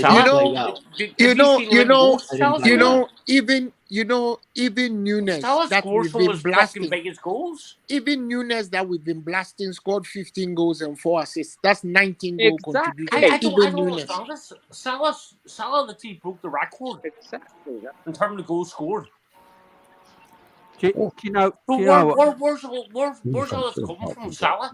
Salah had a brilliant season. Let me just Nunes had a brilliant season. Nunes scored 15 goals.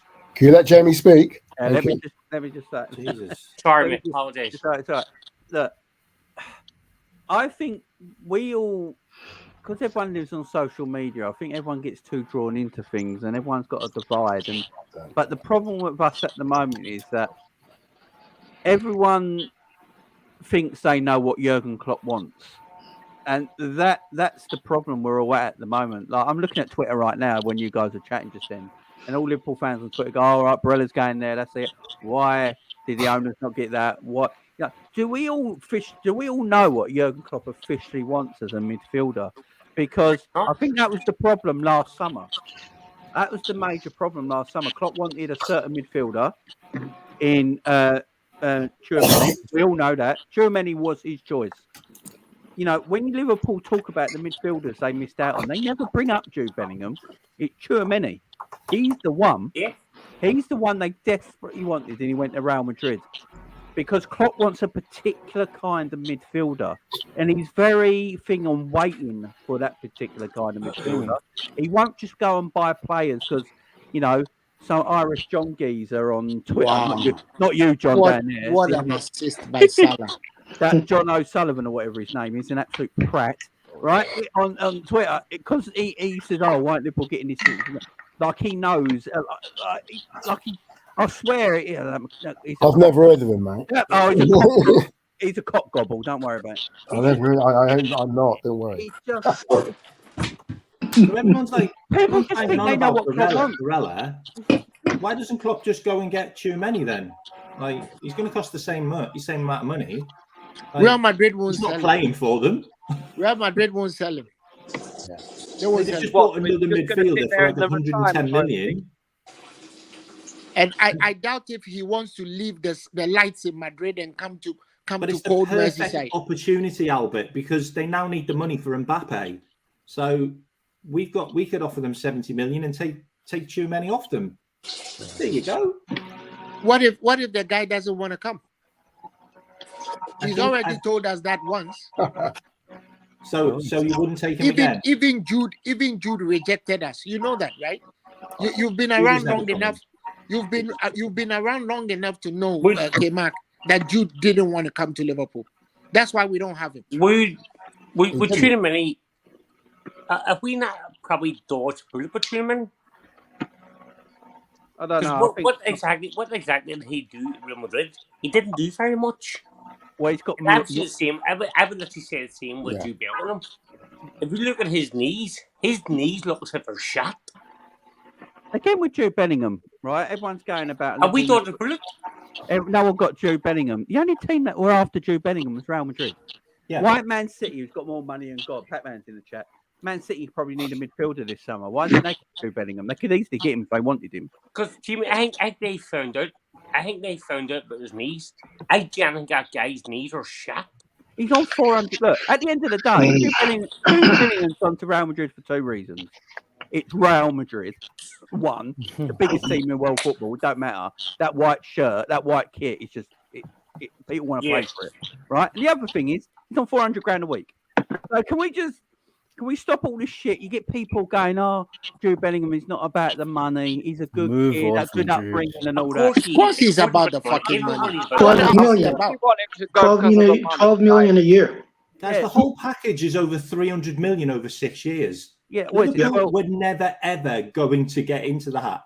Like, what are we going to do? We're going to offer him what, 500 grand when he's 23? Never going to happen. We were never in the conversation. And then you break the dressing room. Just like we're never in the Mount conversation. We're not in conversations with players that want more money than Salah. But K-Mac, the issue is, why are we not in a situation where we can't offer a player 400 to 500 grand a week? Why are we not? Because what happens is when all the other players' contracts come up, you're going to have to give all of them 400 and 500. And we can't do that. But if we think and we believe we're one of the biggest clubs in the world, then if you want the world-class players, if you want the best players in the world, you need to pay the best wages in the world. We don't, because we have the best players in the world playing for us. Hang on. I think people get overrated by the wage thing, right? How much? Right, you got Bernardo Silva at Man City, yeah. Genuinely quality footballer, yeah. I always put him up. I always put him up there as important to. As important as De Bruyne is in that midfield. And one of the few world-class players in world football style. Right? He's on 150 grand a week. But Jamie, that's why he's leaving. Yeah. But he's been there for an entirety and won everything. That's why he's leaving when his club kept contract that's why came he's up. leaving then. It's not rocket science, is it? Yeah, but what I'm saying is he's what, at 30 odd now? 30?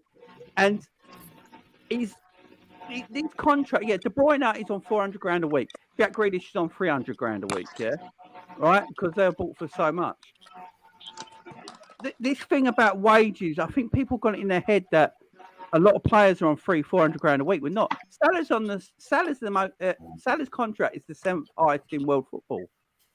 It's just the basic wage of good players is between 150,000 a week and 200 grand. Like, as an average for all the good players, you know. And then if you want to get the proper superstars, you have to pay, of course. Like Jude Bellingham, 400 grand a week, 12 million a year. I think it's around 400 grand a week. It's ridiculous money, and can Liverpool like it's just madness. It's just madness. Okay. Liverpool never going to do that. Jamie, John, Liverpool 3rd highest wages in the Premier League. Okay. Right, our wages 3rd highest wage bill because we play players on performance. On performance. Right, let me stop you right there. You're talking about wages. Their wages include the bonuses. That's not basic salary. That includes bonuses. So that is not true. We do not have the 3rd highest wages. We don't. It's not true. That's including bonuses. You're probably lucky we have the 10th highest wages in the league. But John, bonuses are wages, aren't they? No, bonuses are paid out with the wage. If you don't work, you don't get a bonus. Right, but the bonuses aren't included in your basic salary. Yeah, but it varies as performance. It varies as performance, so it still goes down. It still goes down on your balance sheet as wages. Albert, what K-Mac is talking about? K-Mac is talking about basic salary, actual wages. He's not talking bonuses. Hang on, is someone cutting the grass? Yeah, sounds. Right, so we do not have the 3rd highest wages, but don't. That is bullshit. We do not have the 3rd highest wages in the league. That's total rubbish. Can I say something? Can I say something? Points. I don't understand your points. I really don't understand. Can I say something? Can I say something, Kame? Yeah, go for it, man. Do you guys know? Don't. How the hell can we have the 3rd highest wages? John. It's impossible. John, do you guys realize that Man City's model is actually similar to FSG model? If you notice, the most expensive signing they've ever bought was Jack Grealish since Guardiola arrived at Man City. Do you realize their scouting is one of the best scouting in Premier League, probably in the world? Look at the players they bring in. We didn't know about Julian Alvarez before Man City. Who knew about him? But look at this. But we. Sorry. I'll come off that. Yeah, you can. Yeah. You realize like, and as much as we like, I'm not gonna say they're innocent or they're guilty. And we have to wait after they're proven guilty. But as things stand, I think it's one of the best well-run club in football right now. I'm not hating on Man. I'm not a hater, but I don't support them. They have the best manager. They have the best scouting. Look at the players they have. You can't take one player before Man City and tell me if you wanted them at your club. One player right now. You understand? Wait, I'm gonna finish. Yeah. So, and the reason why we are where we are, we can say club this, FSG that. Do you guys remember the club's interview when we won the Premier League? He said, FSG came to me and they presented a project. I looked at it because he doesn't like spending. Look at his track record. Look at Mainz. Look at Dortmund. He had the money at Dortmand. He never spent. He doesn't want to buy players because he likes molding players. He didn't have money, Dortmund. He didn't. Bruh, he had the money. He had the.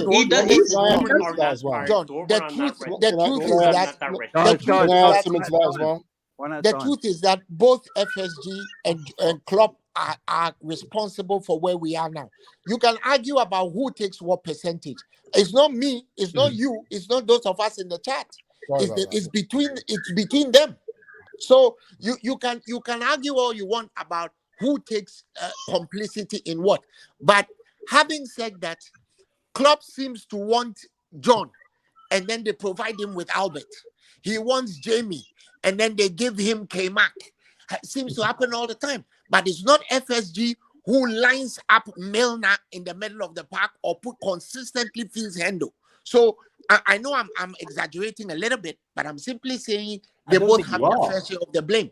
As far as we, the supporters, are concerned, Liverpool... No, hold on, please. As far as we, the supporters, are concerned, Liverpool shouldn't be fifth. That's all. So whatever they need to do to fix it, they to fucking fix it. That's all. Right, but exactly. We are not the bride. We are the bride. Right, but I see a lot of responsibility getting put on Jurgen Klopp's neck, and rightly so. That's 100% right to do so. But I don't see the same responsibility getting put on FSG's neck, and that's what annoys me. Okay. I don't. We have been slating them this whole time. I think we actually do. Banners going over bloody. Can I finish? Every single game saying FSG out. Can I finish? Please. I don't see these top Liverpool YouTube channels coming out and calling it FSG, but they're very quick to criticise Jurgen Klopp. Now, I have full respect for Arabian TV, full respect for Anthony Rapp, but I've never once seen names come out and call out FSG. But they're very, very quick to call out Jurgen Klopp. Very quick. And why is that? John. That is because they're in the pockets of FSG. They're scared they get their interviews pulled every summer with the manager. If they call out the owners, do you think they're going to get an interview with Jurgen Klopp in the summer? No chance. Are they going to get an interview with Virgil van Dijk? No chance. Are they going to get an interview with Jordan Henderson? Jurgen Klopp sat in a press conference and said that he should be sacked. He did that this season. He sat in a press conference and said, I probably should have lost my job. No, exact word. He did that. No, if he was at any other club, he'd have been sacked. 100%. 100%. He's had an absolutely terrible season. No, okay? he said he had a terrible season. See, if you think I should be sacked, it's been a dreadful season, horse poo season. And that's not down to FSG. It's not down to FSG because he spent 200 million on 3 left wingers. That's not down to FSG. Right, guys. Of course, they're FSG. They own the football. Guys, chill. Mackenzie with Super Chat, big up to you. Liverpool is last 2 minutes, Jamie. Yeah, Liverpool is too rich of a club to be struggling in the transfer market. Facts. It's ridiculous. Congrats on 4K. Keep grinding. Big up. Yeah, right, Paul, go for it. I was just going to say, I think we missed if we're going to have this model where we're going to shop cheaply, then we need to get a decent director of football. And we missed a trick of not getting Monchi from Seville. He's now could be on his way to going to Aston Villa. Do not agree with that, Paul. Yeah. Do not agree with that. He was terrible at Roma. Monchi can't handle it at a big club, mate. Monchi, Roma's not a big club. Mate, all first, mate, you literally disagree with everything everybody says. And I have a very good argument to give. What in the name of garbage is that? Everything everyone says, you literally disagree with it. Okay, so did Monchi do really well at Roma? Are you John, can I just ask him one question? Are you FSG in or FSG out? FSG in. I thought so. I knew you were. So what? FSG out, Klopp out. Out. Both I out. knew it. If people John moving mad. If people like the you, big shiny FSG out. it's people that FSG in are holding this football club back. John the second out. moving mad, brother. Klopp out.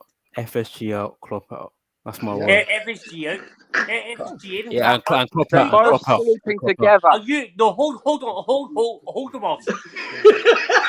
You turn and say clap out FSG in. Are you off your rocker? Mate, I think you need a doctor. There's something wrong with your nut. John, leave him alone. Oh, man. Are you jelly the phone doctor or something wrong with your nut? Jurgen Klopp out, FSG in. Jamie, you need to explain what that goal was you just had on your chair. There's something wrong with your head. Dipsy or whatever her name is. I knew for a fact as soon as you start talking, the 5 seconds you start talking, I knew you were FSG in. I fucking knew it. That all makes sense. It all makes sense. All makes sense. FSG have to go. Enough is enough. No more second shout. No more second place crap. Thank you. Talk these FSG in guys and tell Edmonds. It's Edmonds holding the club back. Klopp out first, then FSG. Are you having a laugh? Okay. FSG. Did FSG back Rodgers? Did they? Tell me that. Did FSG give Rodgers a shitload of money to spend? Did FSG back Rodgers? That was down to the sale of Did they back Rodgers properly? No. Did they? Did they give Rodgers loads of money to spend? FSG. Did they back him? Did he back them properly? No. Did Klopp get all of the players that he wanted? No. Did Klopp get all of the players that he wanted? No. Did he get a world record signing defender?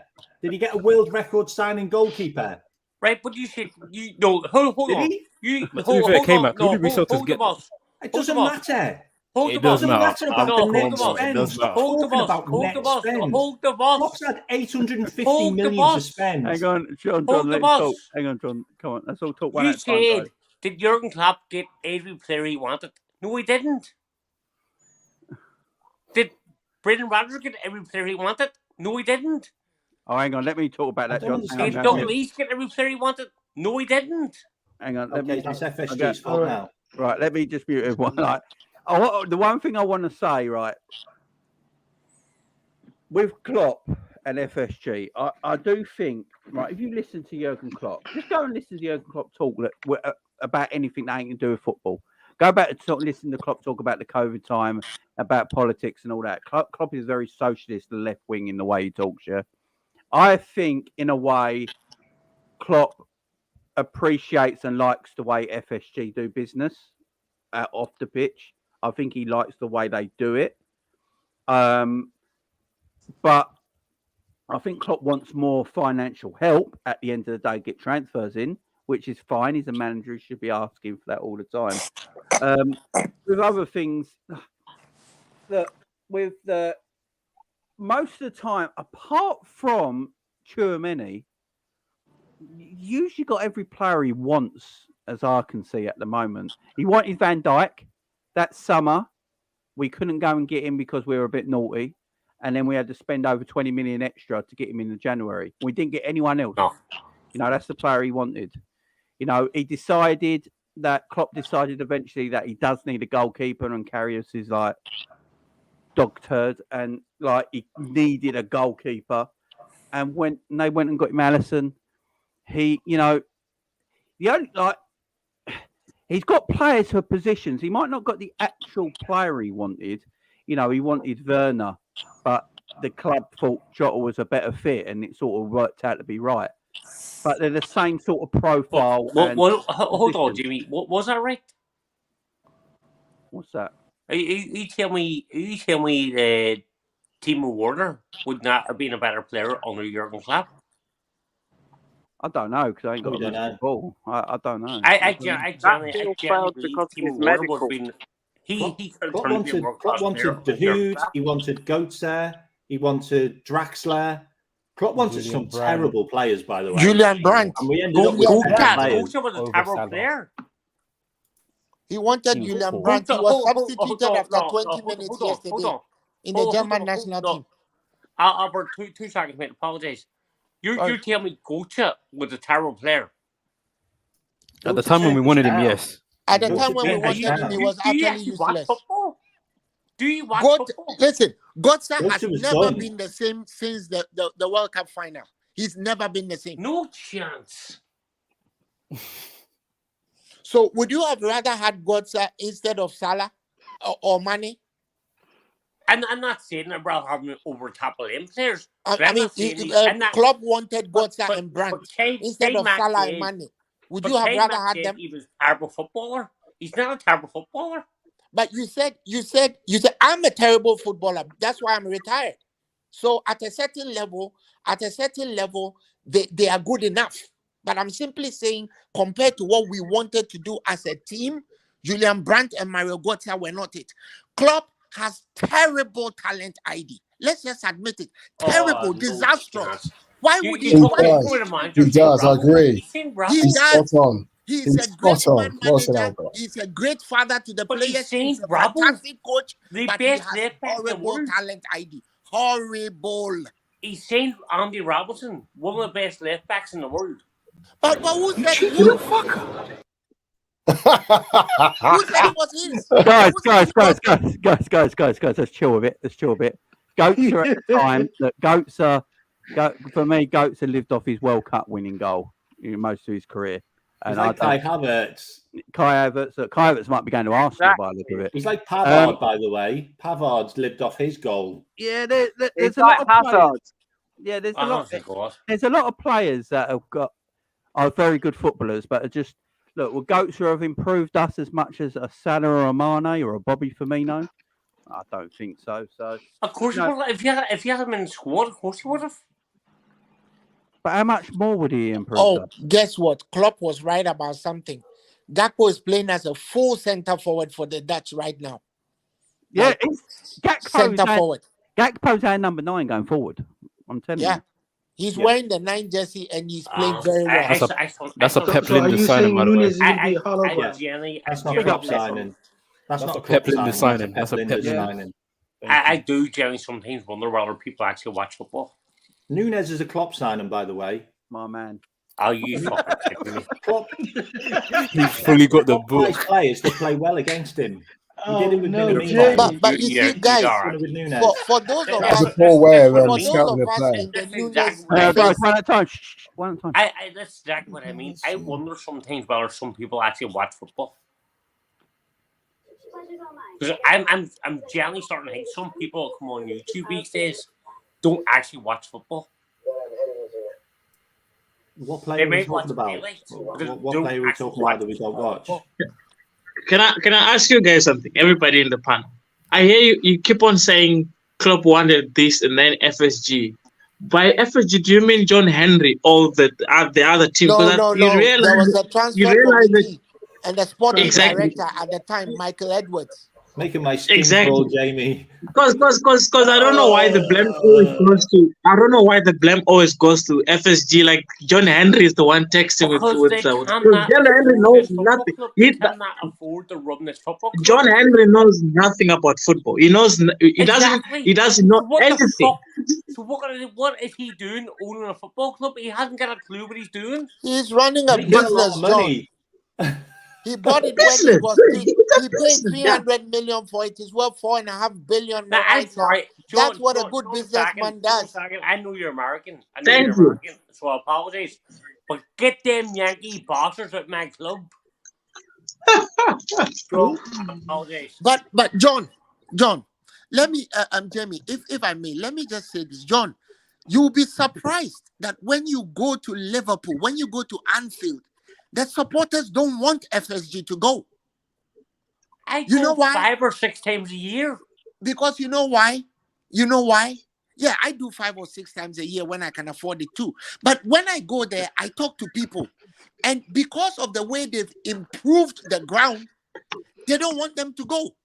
But they didn't. They did. But have you actually been to like the Carlsberg experience? Hold on, right, 2 seconds. Like, it's amazing. Like you get food, you get drink.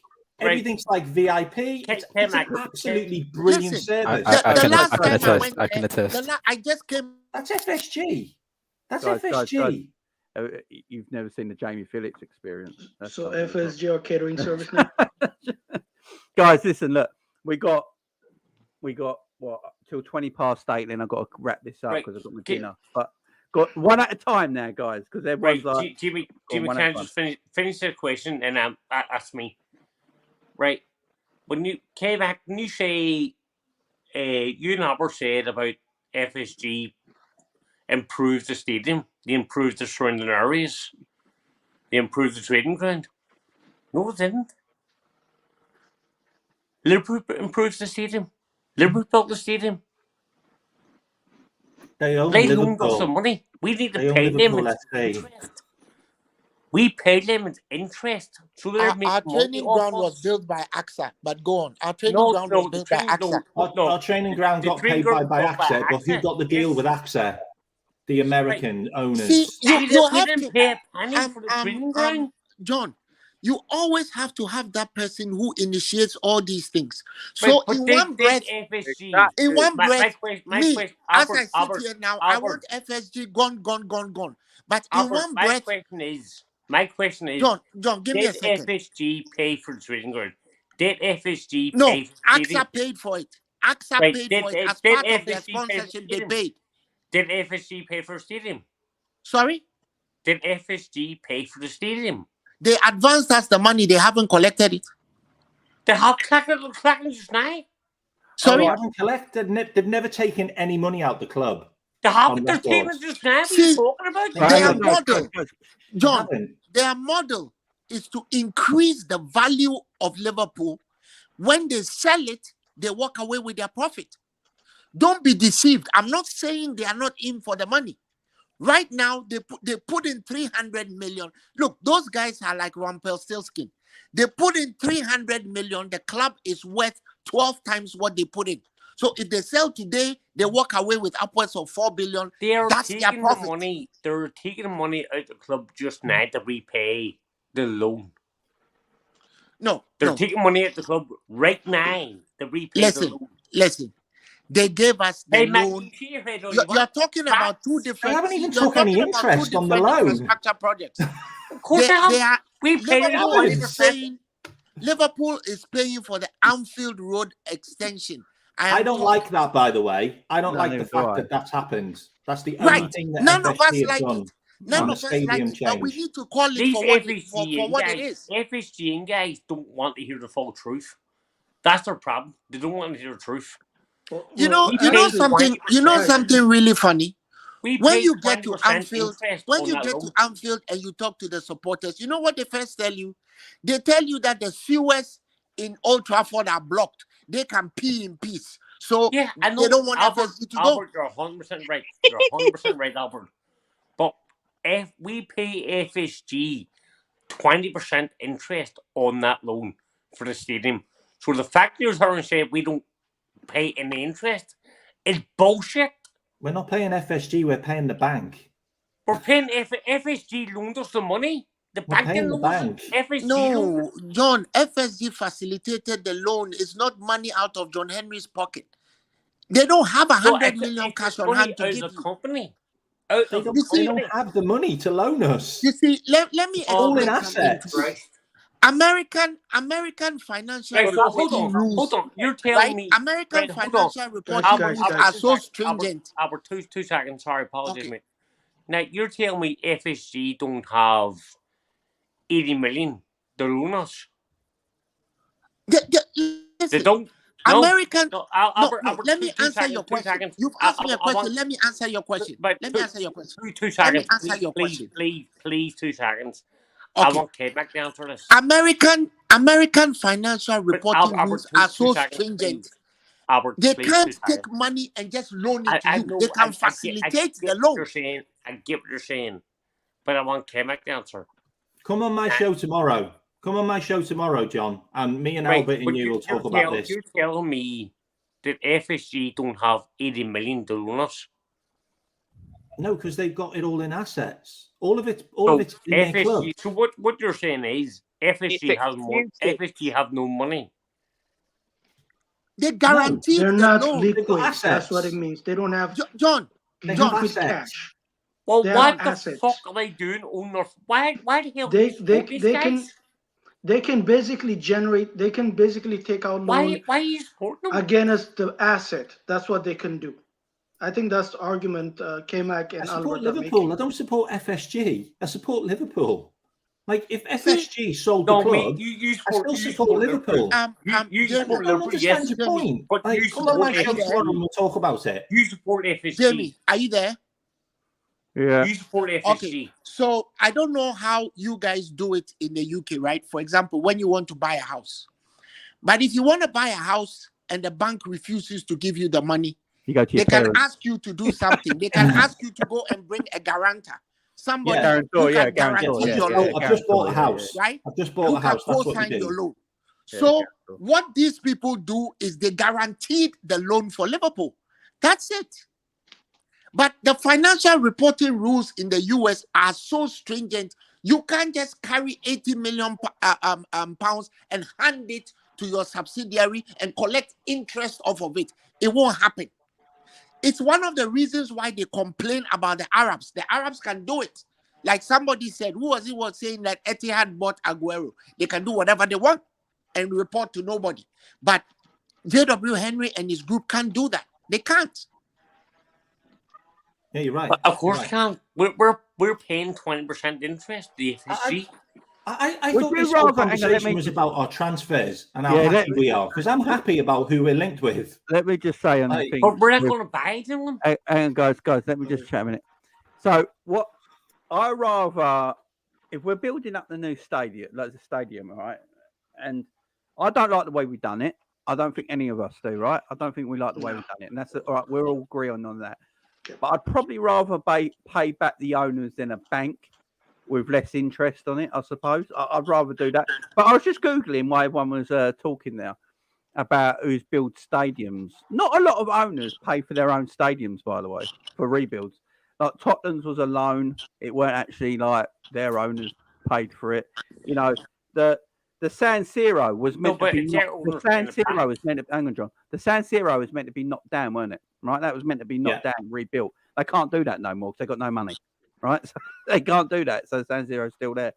You know, rich owners, rich people, most of the time go and get loans or benefactors to help them rebuild stuff, contracts, all that sort of stuff. It happens all the time. So I'm not too concerned about it. What I do like is the fact that we got to such a place where we are that we got AXA on board to build our training ground. I don't see a problem with that. I really don't. Hang on. Moving state like Hicks and Jet wanted Anfield dug up and gone. The road behind the Cop, you know, they tried to buy all them houses up and people didn't want to move. And that's not an FSG. That's Hicks and Gillette. They ruined around. No, Jimmy, you're wrong there. No, I'm not. No, he's right. There is no house behind the Cap. No, the road around it. He's right. He's right. They really annoyed all of the locals. Yeah, Hicks and Gillette wanted them all gone, trying to buy them all out. You talking about the stadium? Hicks and Gillette were idiots. You're talking about the kind of stadium. Guys. I'm a civil engineer of 30 years, so I think I can tell you guys a little bit of something about these things. You know that the new extension that they're doing actually costs more money because they couldn't buy property rights around what they were trying to do. So they actually had to go up whilst they were doing the construction, they basically had to use hire cranes to do most of the work. When if they had the property rights, they could have sunk the foundation from that end and then just raised it. Albert, there was no houses behind that stadium, behind that stand. No, I'm saying behind it. You see, there are two ways of doing it. Yeah, you can buy the property. The new stand that we've just built. There was a big row of houses there. That's what I'm trying to explain to John. John, listen. I'm saying that there are two ways of doing it. You can buy the property behind and raise the new stand from the bottom up behind. So what would have happened is they would have demolished the lower end of the stand and just extended it from the back. In this case, they couldn't buy the property, so they had to use cranes to top the existing structure. But Albert, there was no property to buy. There was no houses behind that stand. But you still have to buy the land.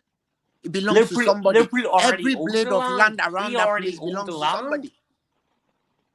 Every blade of land around that place belongs to somebody. You have to buy it. If it's not from the municipality, you have to buy it from somebody. Albert, the land behind the stadium, we already owned. The reason we owned it was because, see, on match days, there's a Liverpool studio literally in the car park. We own that full land behind the stadium. You know, when you go to Anfield, right? It is so, for those of you who've been there, it's so tight around the place, and you can understand why. That our stadium is old, right? So basically, settlement has grown around the stadium. So whatever you need to do, you need to acquire the property, whether it's from the municipality, whether it's private, whatever, you need to acquire it. Because they couldn't do that, they had to. But we already owned it. The land belonged to us already. No, now, as far as I know, we didn't get planning permission. But then the whole stand. That's what I'm trying to tell John. John, the whole stand is prefab. The whole stand, the new stand is prefabricated. Even if you're right, we own that land. That land was ours. We owned that. Now, as far as I know, we can't extend the stadium stand. We can't extend that because the house behind it. Now, in terms of cap, I don't know if we can extend that because there is a road alongside it. Sorry, guys. Jamie, we can extend the cap or not. Sorry, Jim. Guys, we are talking business now. I think we're going off script. Jamie, do you guys read that boy Simon? Off script. It's the same thing. We are talking about our stadium. Our stadium is business. He's arguing with me about how the very reason that we are even putting the roof on from inside the stadium should tell you that we don't have access to the property outside the stadium. Because ideally, you fix the roof from outside the stadium, not from the grass. It actually is, believe it or not, it actually is easier to put the roof on in the inside of the stadium than it is outside the stadium. It's not true. So what, you have to go to the house and knock on the doors to buy the house, do you? Are saying. The construction workers are saying if you own the property outside the stadium, you put it in from the back. The construction workers because it's like a jigsaw. It's like a jigsaw puzzle. That whole roof and that whole stand is what you call prefabricated. It was built in a steel mill and brought. Albert, the construction workers are saying it's easier to put it in from the inside. The construction workers are not smarter than me. I'm a civil engineer. I've done this for 30 years. It's not possible. The construction engineers didn't design that building. They don't know what they're talking about. Let's not worry about that's what they're saying. Big up Cam J, Super Chat Cloth in FSG out. This has been class, Jamie. Big up. It has been a good, guys. We're going to finish it there because I'm going to have my dinner. Thank you very much for joining me, guys. I do really, really appreciate it. It's been a great show. Tomorrow should be a good one. We've got a good debate on FSG and the summer transfers.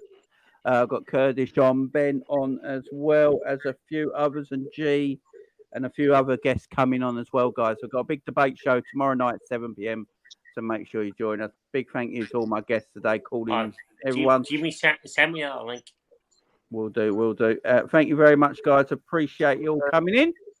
And I will see you again soon. And big up to everyone in the chat. Thank you very much. It's been great. Jamie. Big up to all of you. Thank you very much. See you later, guys. Bye bye.